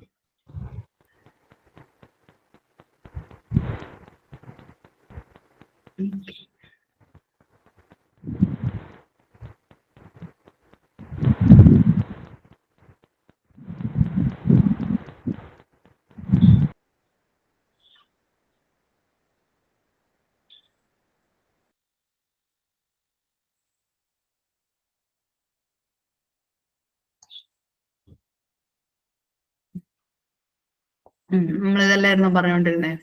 ഇനി now the next step is to, നിങ്ങൾ ആ ക്വസ്റ്റ്യൻസിനകത്ത് ഇത് കണ്ടായിരുന്നല്ലോ അല്ലെ? ഒരു ER ഡയഗ്രത്തിന്റെ കേസ് സ്റ്റഡി തരും, എന്നിട്ട് അതിനെ ടേബിൾ ആക്കുകയും കൂടെയാണ് നമുക്ക് വേണ്ടത്. നമുക്ക് മുമ്പത്തെ ആ ER ഡയഗ്രത്തിനെ എങ്ങനെ നമുക്കൊരു ടേബിൾ ആക്കാം എന്നാണ് നോക്കണ്ടത്. മുമ്പത്തെ ടേബിൾ ER ഡയഗ്രം ഓർക്കുന്നുണ്ടല്ലോ അല്ലെ? അതായത് student, course, faculty, department, guardian. അപ്പൊ ഇത്രയും ടേബിൾസ് എന്താണേലും കാണും. ഇത്രയും സ്റ്റുഡന്റ് എന്ന് പറഞ്ഞൊരു ടേബിൾ കാണും, കോഴ്സ് എന്ന് പറഞ്ഞൊരു ടേബിൾ കാണും, ഫാക്കൽറ്റി കാണും, ഡിപ്പാർട്ട്മെന്റ് കാണും, ഗാർഡിയൻ കാണും. ഇത് കൂടാതെ നമുക്കിതാ ഇവിടെ ആട്രിബ്യൂട്ട്സ് കണ്ടോ, ഹെഡ് ഓഫ് ദ ഡിപ്പാർട്ട്മെന്റ് എന്നൊക്കെ പറഞ്ഞ് അങ്ങനത്തെ എക്സ്ട്രാ കുറച്ച് 1-2 ടേബിൾസ് കൂടെ കാണും. അപ്പം നമ്മള് ആദ്യമേ ചെയ്യുന്ന അങ്ങനെയാണ്. മെയിൻ ആയിട്ടുള്ള ടേബിൾസ്, അതായത് സ്റ്റുഡന്റ്, ഫാക്കൽറ്റി, കോഴ്സ്, ഡിപ്പാർട്ട്മെന്റ്, അതുപോലെ തന്നെ ഗാർഡിയൻ. കണ്ടോ? അത്രയും ടേബിൾസ് നമ്മൾ ആദ്യം അങ്ങനെ ലിസ്റ്റ് ചെയ്യും. അപ്പം അതിന്റെ ഇമ്പോർട്ടന്റ് ആയിട്ടുള്ള ആട്രിബ്യൂട്ട്സ്, അതായത് ഇത് കണ്ടോ, സ്റ്റുഡന്റിന്റെ റോൾ നമ്പർ, നെയിം, അഡ്രസ്സ്, കോഴ്സിന്റെ ഈ 3 എണ്ണം. ഇവിടെ ഈ ലിസ്റ്റ് ചെയ്തിരിക്കുന്ന അതെല്ലാം നമ്മൾ ഇതുപോലെ എഴുതുക. കണ്ടോ?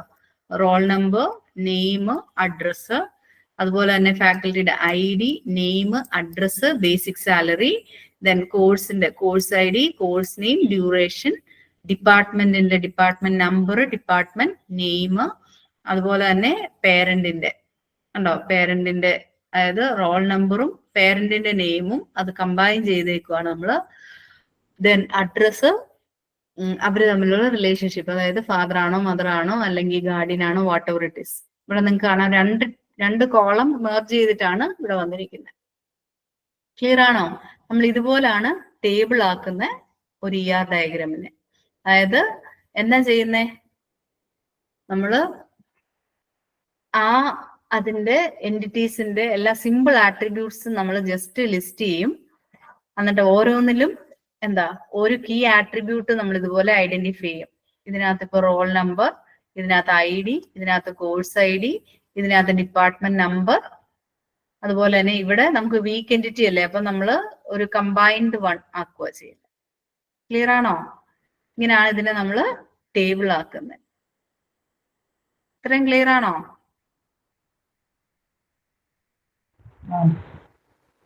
ചെയ്ത് നോക്കണം കേട്ടോ. ഇത് കണ്ടുപോയാൽ നമ്മൾ ഒരിക്കലും സക്സസ് ആവത്തില്ല.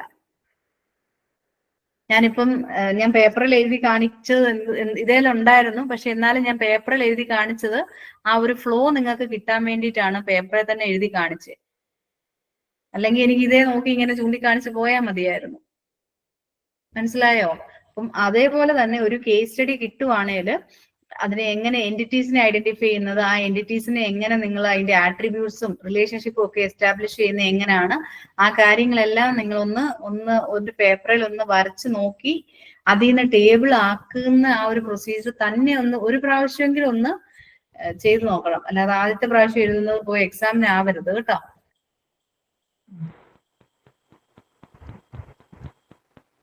ഇവിടെ ഇനി അത് ലിസ്റ്റ് ചെയ്തിട്ടുണ്ട്. ഓരോ റിലേഷൻഷിപ്പിനെയും എങ്ങനെയാണ് നമ്മൾ കൺവേർട്ട് ചെയ്യുന്നത് എന്നുള്ളത്. 1-to-1 relationship. For each 1-to-1 relationship, type R in the ER diagram involving two entities, E1 and E2. We choose one of the entities E1, preferably with total participation, and add primary key attribute of another entity E2 as foreign key attribute in the table of entity E1.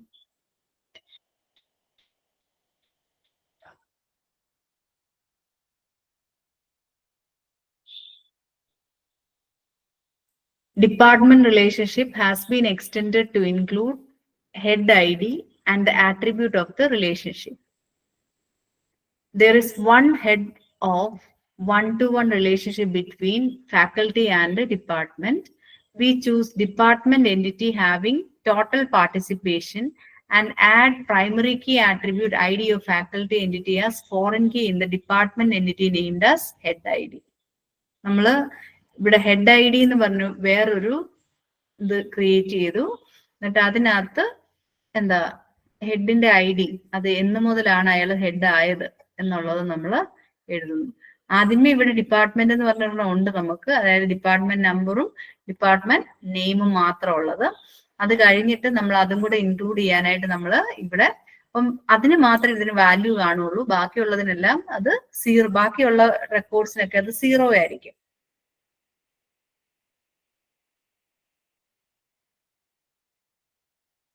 Okay, ഇത് ചെയ്ത് നോക്കണം കേട്ടോ. നിങ്ങളുടെ ഇതിനകത്ത് തന്നിട്ടുണ്ട് കുറെ work ചെയ്ത് examples ഇതുപോലെ തന്നിട്ടുണ്ട്. ഇനി അതല്ലെങ്കിൽ ഇഷ്ടംപോലെ യൂട്യൂബിൽ ഇതിന്റെ വീഡിയോസ് ഇഷ്ടംപോലെ അവൈലബിൾ ആണ്. ഇവിടെ കുറെ എണ്ണം ഇതുപോലെ ER ഡയഗ്രാം തന്നിട്ടുണ്ട്. അതുപോലെ തന്നെ അതിന്റെ ഈക്വലന്റ് ആയിട്ടുള്ള ടേബിൾസും തന്നിട്ടുണ്ട്. ചെയ്ത് നോക്കണം കേട്ടോ. So I am moving on to the third one.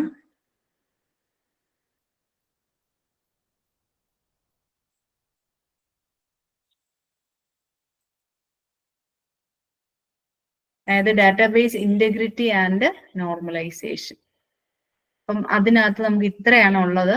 അതായത് കീസ് എന്താണ്, റെഫറൻഷ്യൽ ഇന്റഗ്രിറ്റി എന്താണ്, എൻറ്റിറ്റി ഇന്റഗ്രിറ്റി എന്താണ്, അതുപോലെ തന്നെ ഇങ്ങനത്തെ അസോസിയേറ്റഡ് ആയിട്ടുള്ള പ്രോബ്ലംസ് എന്തൊക്കെയാണ്, നോർമലൈസേഷൻ എന്താണ്, അത്രയും കാര്യങ്ങളാണ്, അല്ലെങ്കിൽ നോർമലൈസേഷന്റെ റൂൾസ് ആൻഡ് റെഗുലേഷൻസ്. ഓക്കെ, ഞാൻ PPT വെച്ചിട്ട് ചെയ്യാൻ നോക്കുന്നേ.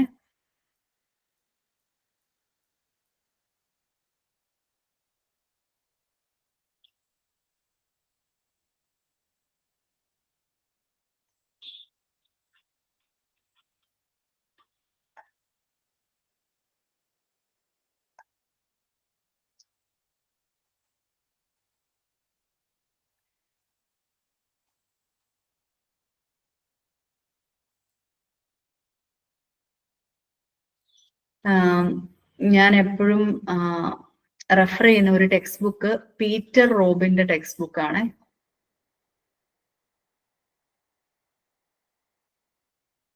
നോർമലൈസേഷന് ഏറ്റവും നല്ല ടെക്സ്റ്റ് ബുക്ക്.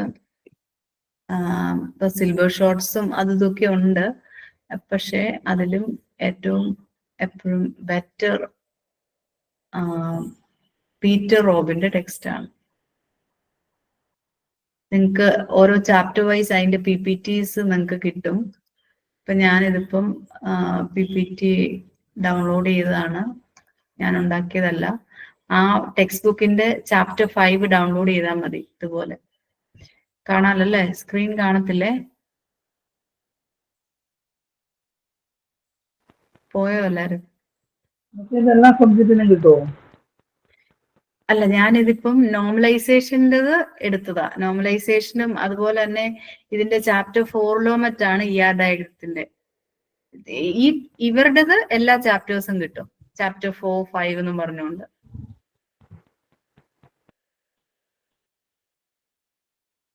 ആ ടെക്സ്റ്റ് ബുക്ക് തന്നെ കിട്ടും, PDF ആയിട്ട് കിട്ടുന്നുണ്ട്. അതുകൂടാതെ അവരുടെ തന്നെ PPT ആണ് ഇത്. ഇത് നോർമലൈസേഷൻ. ഓക്കെ, ഇപ്പൊ നോർമലൈസേഷനിലേക്ക് പോകുന്നതിന് മുമ്പ് ഞാൻ ഡാറ്റ അനോമാലീസ് എന്താണെന്ന് പറഞ്ഞിട്ട് നോർമലൈസേഷനിലേക്ക് പോവാം.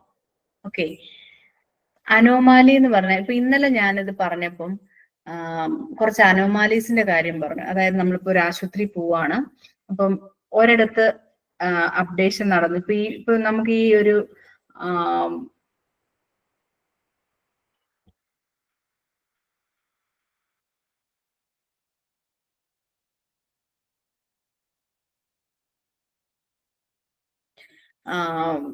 എന്താ, ഒരാള് അഡ്മിഷൻ എടുക്കുന്നു, അവിടെ ഡീറ്റെയിൽസ് ഒക്കെ കൊടുക്കുന്നു. അത് ഓട്ടോമേറ്റഡ് ആയതുകൊണ്ട് ഇപ്പൊ നമുക്കറിയാം അഡ്മിഷൻ എടുത്തു കഴിഞ്ഞാൽ ഡിപ്പാർട്ട്മെന്റിലേക്ക് എല്ലാ കാര്യങ്ങളും സർക്കുലേറ്റ് ആവുന്നുണ്ട്, അല്ലെങ്കിൽ അങ്ങനത്തെ കാര്യങ്ങളൊക്കെ നമുക്കറിയാം.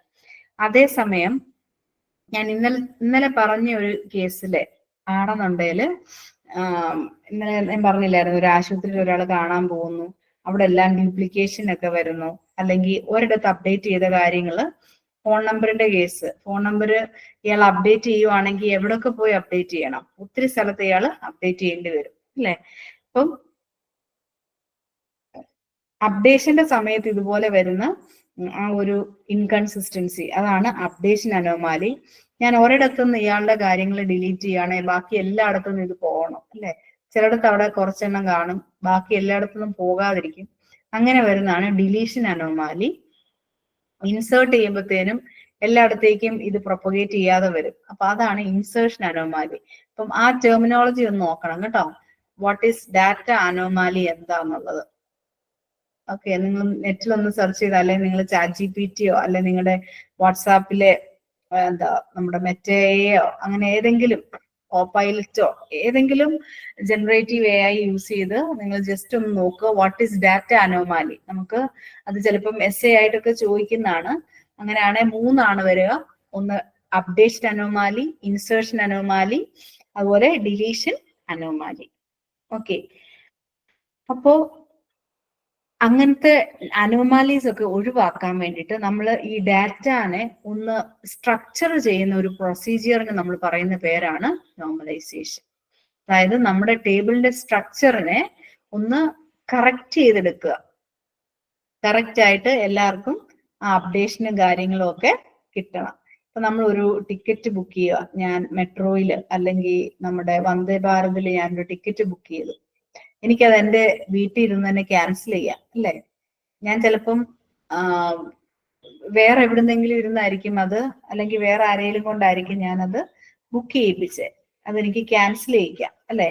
ക്യാൻസൽ ചെയ്താല് റെയിൽവേയുടെ റൂൾ അനുസരിച്ചുള്ള ക്യാഷ് ഡിഡക്ട് ചെയ്തിട്ട് ബാക്കി പൈസ എൻ്റെ കയ്യിൽ വരിക ചെയ്യുന്നത് അല്ലെ? എൻ്റെ അക്കൗണ്ടിലേക്ക് തന്നെ അല്ലേ? അല്ലെങ്കിൽ ഏത് അക്കൗണ്ടിൽ നിന്നാണോ ഞാൻ പൈസ അടച്ച് ആ അക്കൗണ്ടിലേക്ക് തന്നെ അല്ലേ പോകുന്നത്, അതോ അടുത്തിരിക്കുന്ന ആളുടെ അക്കൗണ്ടിലേക്കാണോ പോകുന്നത്?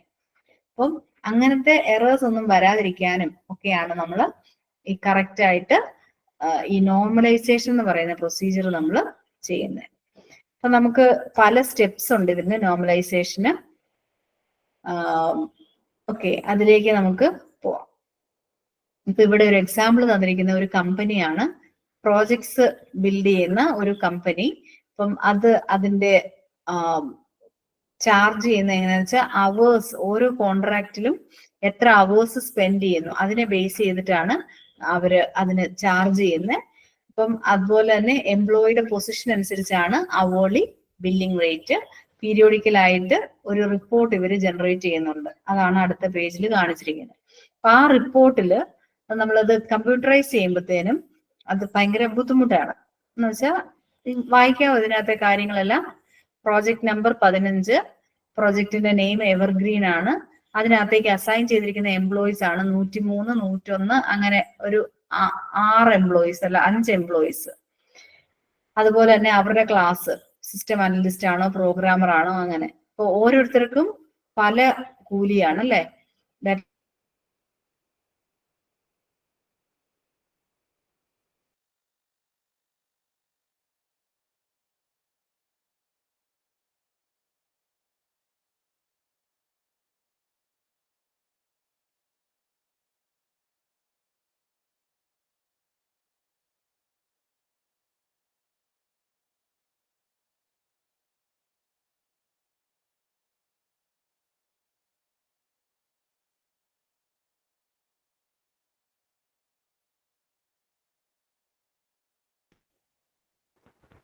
ഉണ്ട്.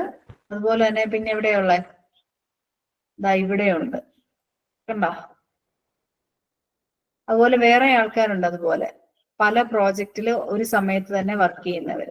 അപ്പൊ നമുക്ക് ഇതിൽ നിന്ന് ഇത് കാൽക്കുലേറ്റ് ചെയ്യാനായിട്ടൊക്കെ ഭയങ്കര ബുദ്ധിമുട്ടാണ്, ഡ്യൂപ്ലിക്കേഷൻ ഉണ്ട് അല്ലെ?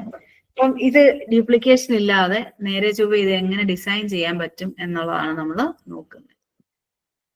സോ നമ്മൾ കമ്പ്യൂട്ടറിൽ ആ സാധനം തന്നെ, ഇത് സാധാരണ നമ്മൾ ഒരു സാമ്പിൾ റിപ്പോർട്ടാണ്, ഓരോ പ്രൊജക്ട് വൈസ് ആരൊക്കെ പണിയെടുത്തു, അതിന്റെ ടോട്ടൽ എത്രയായി എന്നുള്ളൊരു പ്രോജക്റ്റ് ലീഡർ കീപ്പ് ചെയ്യുന്ന ഒരു റിപ്പോർട്ടാണ്. ഇനി ഇത് നമ്മൾ കമ്പ്യൂട്ടറിൽ ആക്സസിലോ അല്ലെങ്കിൽ എക്സലിലോ ഞാൻ ഡാറ്റാബേസ് ക്രിയേറ്റ് ചെയ്ത് അത് ചെയ്യുവാണ്. അതായത് പ്രൊജക്റ്റിന് ഒരു നമ്പർ ഉണ്ട്, പ്രൊജക്റ്റിന് നെയിം ഉണ്ട്, പ്രൊജക്റ്റിന് നമ്പർ, നെയിം, അതുപോലെ തന്നെ ഇതെല്ലാം എംപ്ലോയീസ് ആരൊക്കെയാന്നുള്ളത്.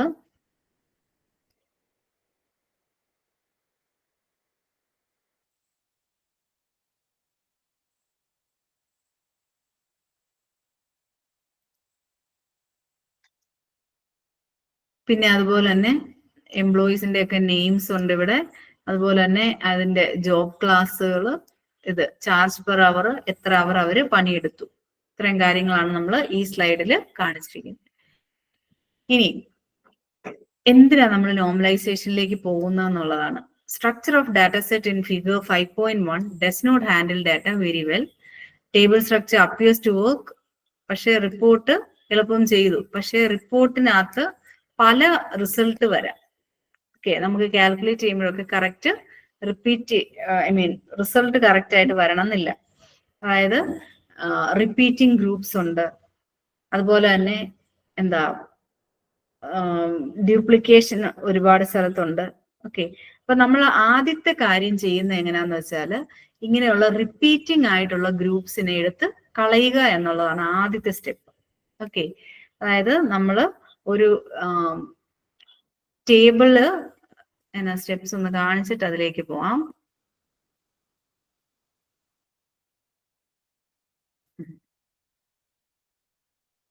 ഇതാണ് ഫസ്റ്റ് നോർമൽ ഫോം. അതായത് നമുക്ക് കുറെ നോർമൽ ഫോംസ് ഉണ്ട്, ഫസ്റ്റ്, സെക്കൻഡ്, തേർഡ്, അതുപോലെ തന്നെ BCNF എന്നൊക്കെ പറഞ്ഞ്.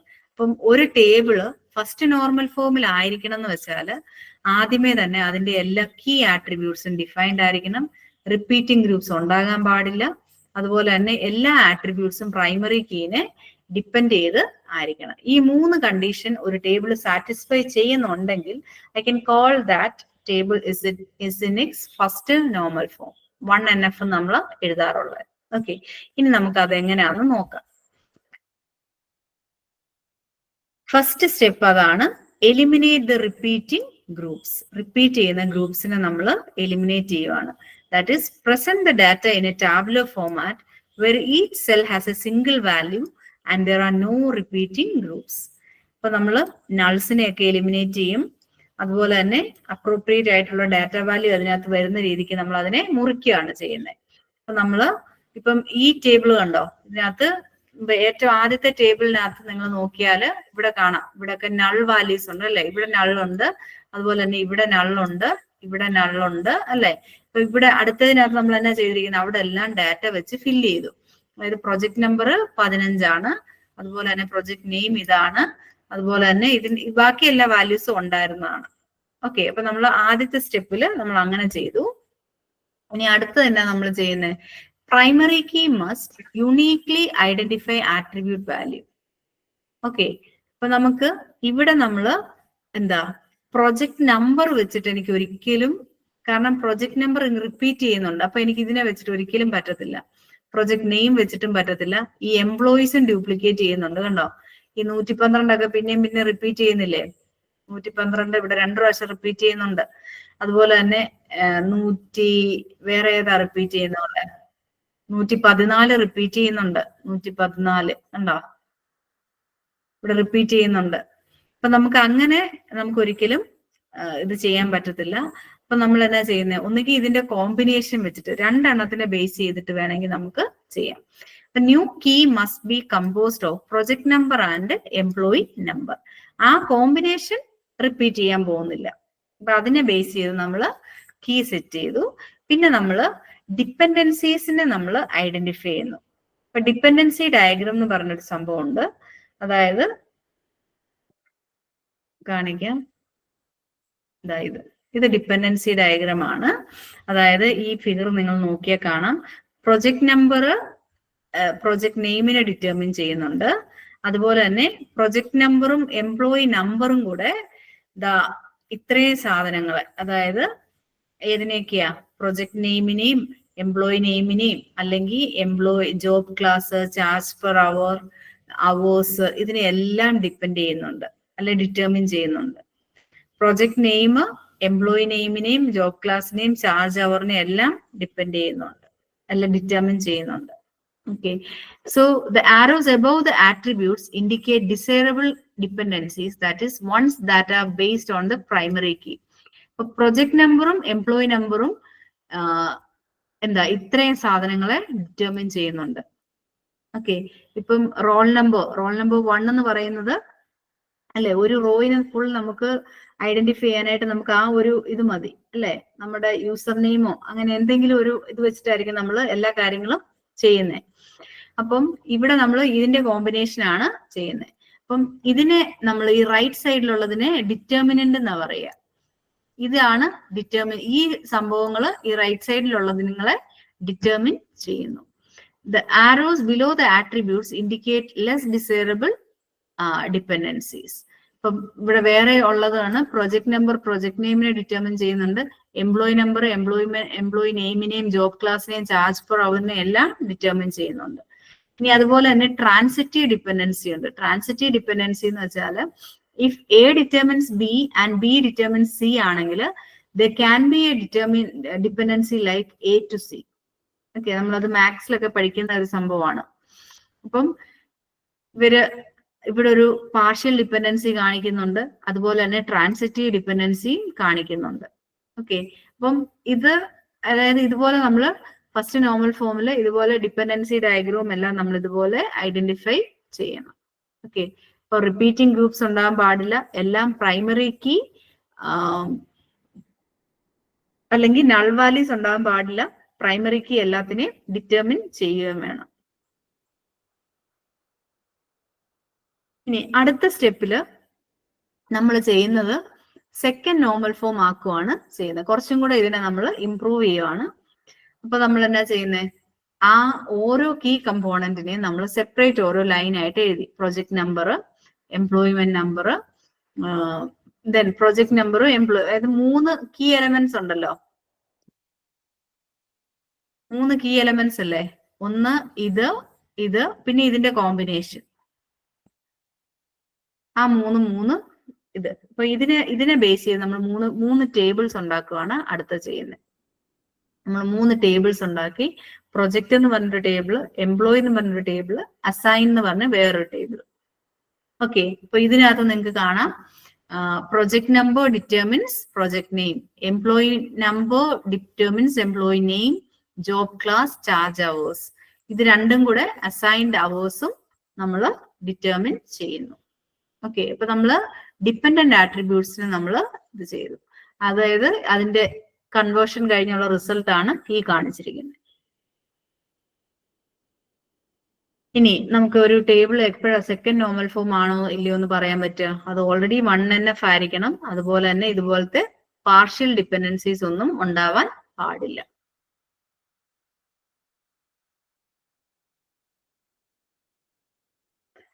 ഞാൻ മുമ്പേ ഡിറ്റർമിനന്റ് എന്നാന്ന് പറഞ്ഞായിരുന്നു.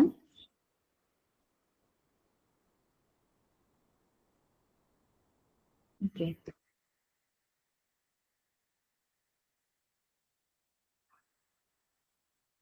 അടുത്തതിൽ നമ്മൾ ഈ ട്രാൻസിറ്റീവ് ഡിപ്പെൻഡൻസി ഉണ്ടെങ്കിൽ ആ ട്രാൻസിറ്റീവ് ഡിപ്പെൻഡൻസിയും കൂടെ റിമൂവ് ചെയ്താൽ അതിനെ എനിക്ക് തേർഡ് നോർമൽ ഫോം ആണ്. ഞാൻ ഏറ്റവും ചുരുക്കി ഒന്ന് പറയാം. ആദ്യത്തേനകത്ത് നമ്മൾ നൾ വാല്യൂസ് എല്ലാം നമ്മൾ കളഞ്ഞു, അതിലേക്ക് ഡാറ്റനെ നമ്മൾ ഫില്ല് ചെയ്തു. ഓക്കെ, അതായത് ഒന്നും ഒറ്റയ്ക്ക് ഒന്നിനെ നിൽക്കുന്നില്ല അങ്ങനത്തെ ഒരു. അതുപോലെ തന്നെ പ്രൈമറി കീ അല്ലെങ്കിൽ എന്താ കീ പോലെ കീ എലമെന്റ്സിനെ നമ്മൾ അറേഞ്ച് ചെയ്ത് വെക്കുന്നു. അതാണ് ഫസ്റ്റ് നോർമൽ ഫോം. അടുത്ത സെക്കൻഡ് നോർമൽ ഫോമിൽ വന്നപ്പം നമ്മൾ ആ കീ ഫസ്റ്റ് നോർമൽ ഫോമിൽ ഐഡന്റിഫൈ ചെയ്ത ആ കീ ഉണ്ടല്ലോ, അതിനെ ബേസ് ചെയ്ത് നമ്മൾ സ്പ്ലിറ്റ് ചെയ്യുവാണ് ടേബിൾ ആയിട്ട്. അപ്പം റിപ്പീറ്റിംഗ് ഗ്രൂപ്പ്സ് ഒരിക്കലും ഒരു ടേബിളിൽ ഉണ്ടാകാൻ പാടില്ല. ഉണ്ടെങ്കിൽ അതിനെ നമുക്ക് സെക്കൻഡ് നോർമൽ ഫോം എന്ന് പറയാൻ പറ്റത്തില്ല. ഇനി അതിനെ തന്നെ സെക്കൻഡ് നോർമൽ ഫോമിൽ നിന്ന് നമ്മൾ ട്രാൻസിറ്റീവ് ഡിപ്പെൻഡൻസി ഉണ്ടെങ്കിൽ അതിനെ റിമൂവ് ചെയ്തിട്ട് നമുക്ക് കിട്ടുന്ന ടേബിൾ ആണ് നമ്മൾ തേർഡ് നോർമൽ ഫോമിലുള്ള ടേബിൾ. ഓക്കെ, ക്ലിയർ ആണ് ഇത്രയും? So a table is in third normal form if it is in 2NF and it contains no transitive dependencies. Transitive dependency എന്ന് പറഞ്ഞാല്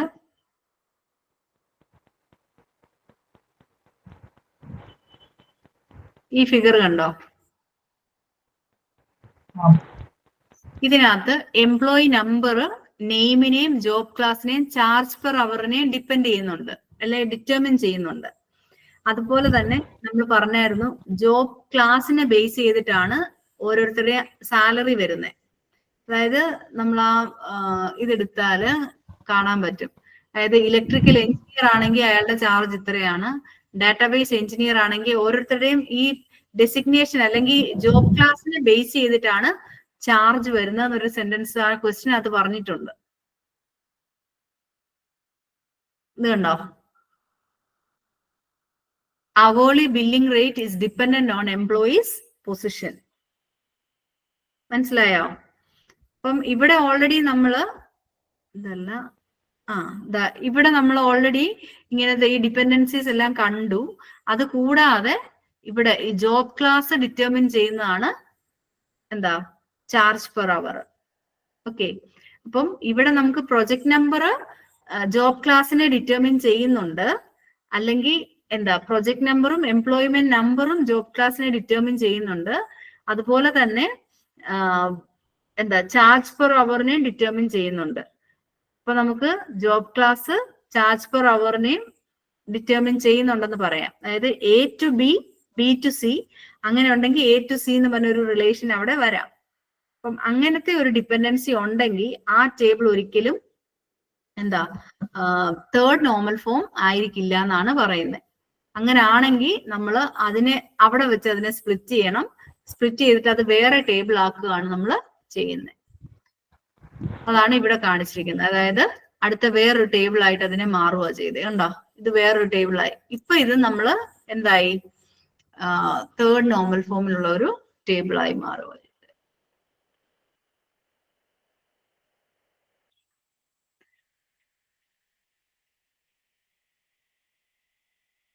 A table is in third normal form if it is in 2NF and it contains no transitive dependencies.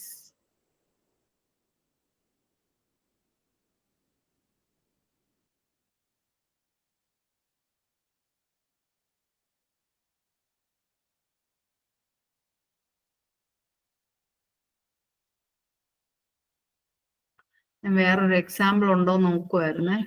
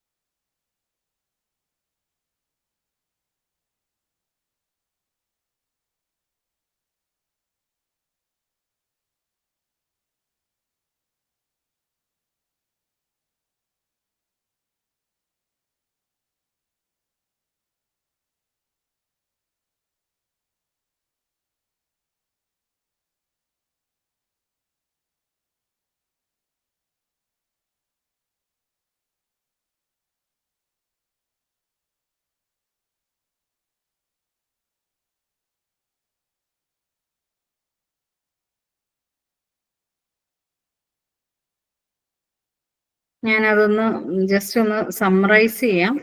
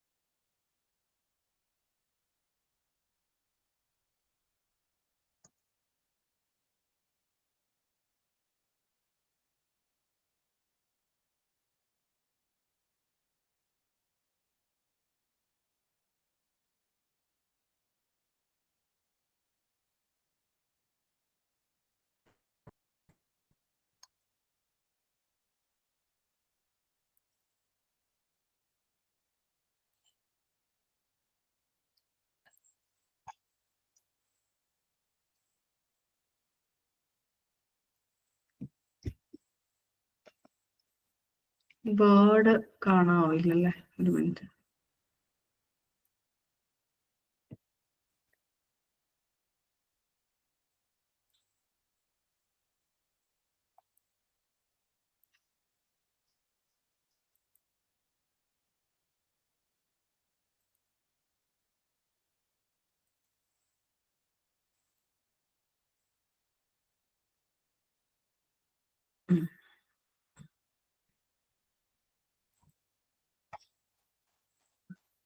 വേറൊരു example വെച്ച് നമുക്ക് ഒന്നുകൂടെ നോക്കാവേ, just ഏറ്റവും ഇതായിട്ട്. So normalization എന്ന് പറഞ്ഞാൽ it is a process of organizing data to minimize data redundancy and dependency. First normal ഫോമിന്റെ rule എന്ന് പറഞ്ഞാൽ each table cell must contain A single value. അതായത് എം ടി ആയിട്ട് അല്ലെങ്കിൽ നൾ വാല്യൂസ് അതിനകത്ത് ഉണ്ടാവാൻ പാടില്ല. ഓക്കെ. പിന്നെ അതുപോലെ തന്നെ non prime attributes must depend, അതായത് എല്ലാ ആട്രിബ്യൂട്ട്സും പ്രൈമറി കീനെ ഡിപ്പെൻഡ് ചെയ്യുന്നുണ്ടെങ്കിൽ അതിനെ എനിക്ക് സെക്കൻഡ് നോർമൽ ഫോമിലാണെന്ന് പറയാം.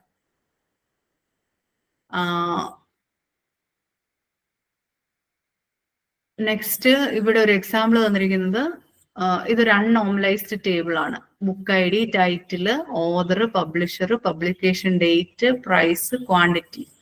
ഇത് 1, ദെൻ ടൈറ്റിൽ ആണ് ബുക്ക് 1, ബുക്ക് 2 എന്നൊക്കെ ഉള്ളത്, author, then publisher, publication date, price, quantity.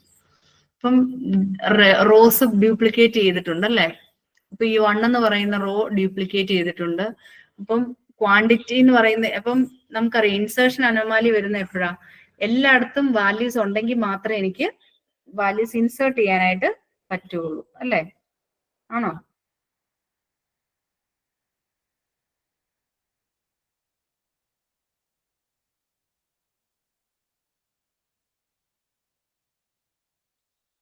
അതുപോലെ തന്നെ ഞാനിപ്പം എന്താ ഒരു ക്വാണ്ടിറ്റി മാത്രമായിട്ട്, അതായത് എനിക്കിപ്പം ഈ 50 മാത്രം എനിക്ക് ഡിലീറ്റ് ചെയ്യാൻ പറ്റുമോ? ഡിലീറ്റ് ചെയ്യുമ്പം ഈ ഫുൾ ഡാറ്റയാണ് പോകുന്നത് അല്ലേ?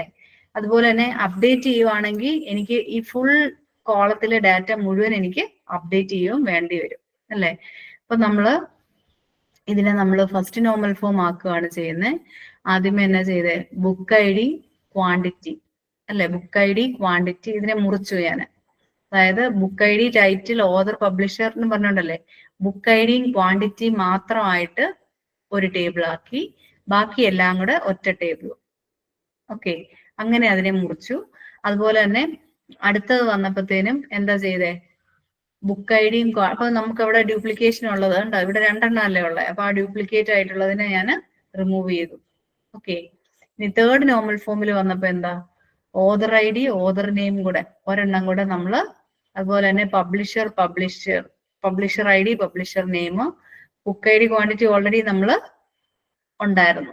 ഓക്കെ, ഈ ഒരു സ്റ്റൈലിലേക്ക് ഇതിനെ ആക്കുന്നതിനാണ് നമ്മൾ പറയുക നോർമലൈസേഷൻ എന്ന് പറയുക. ഓക്കെ, നിങ്ങൾ 2-3 എക്സാമ്പിൾ നിങ്ങൾ ചാറ്റ് GPT-യിലോ അങ്ങനെ എന്തെങ്കിലും ഒക്കെ നോക്കണം കേട്ടോ.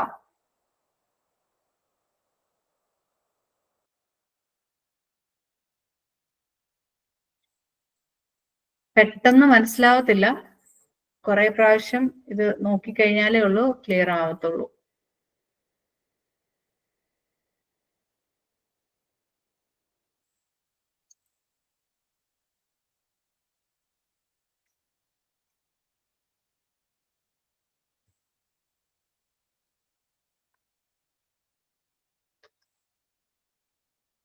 ഇന്നത്തേക്ക് എന്നാ ഞാൻ വൈൻഡപ്പ് ചെയ്യട്ടെ എന്നാ.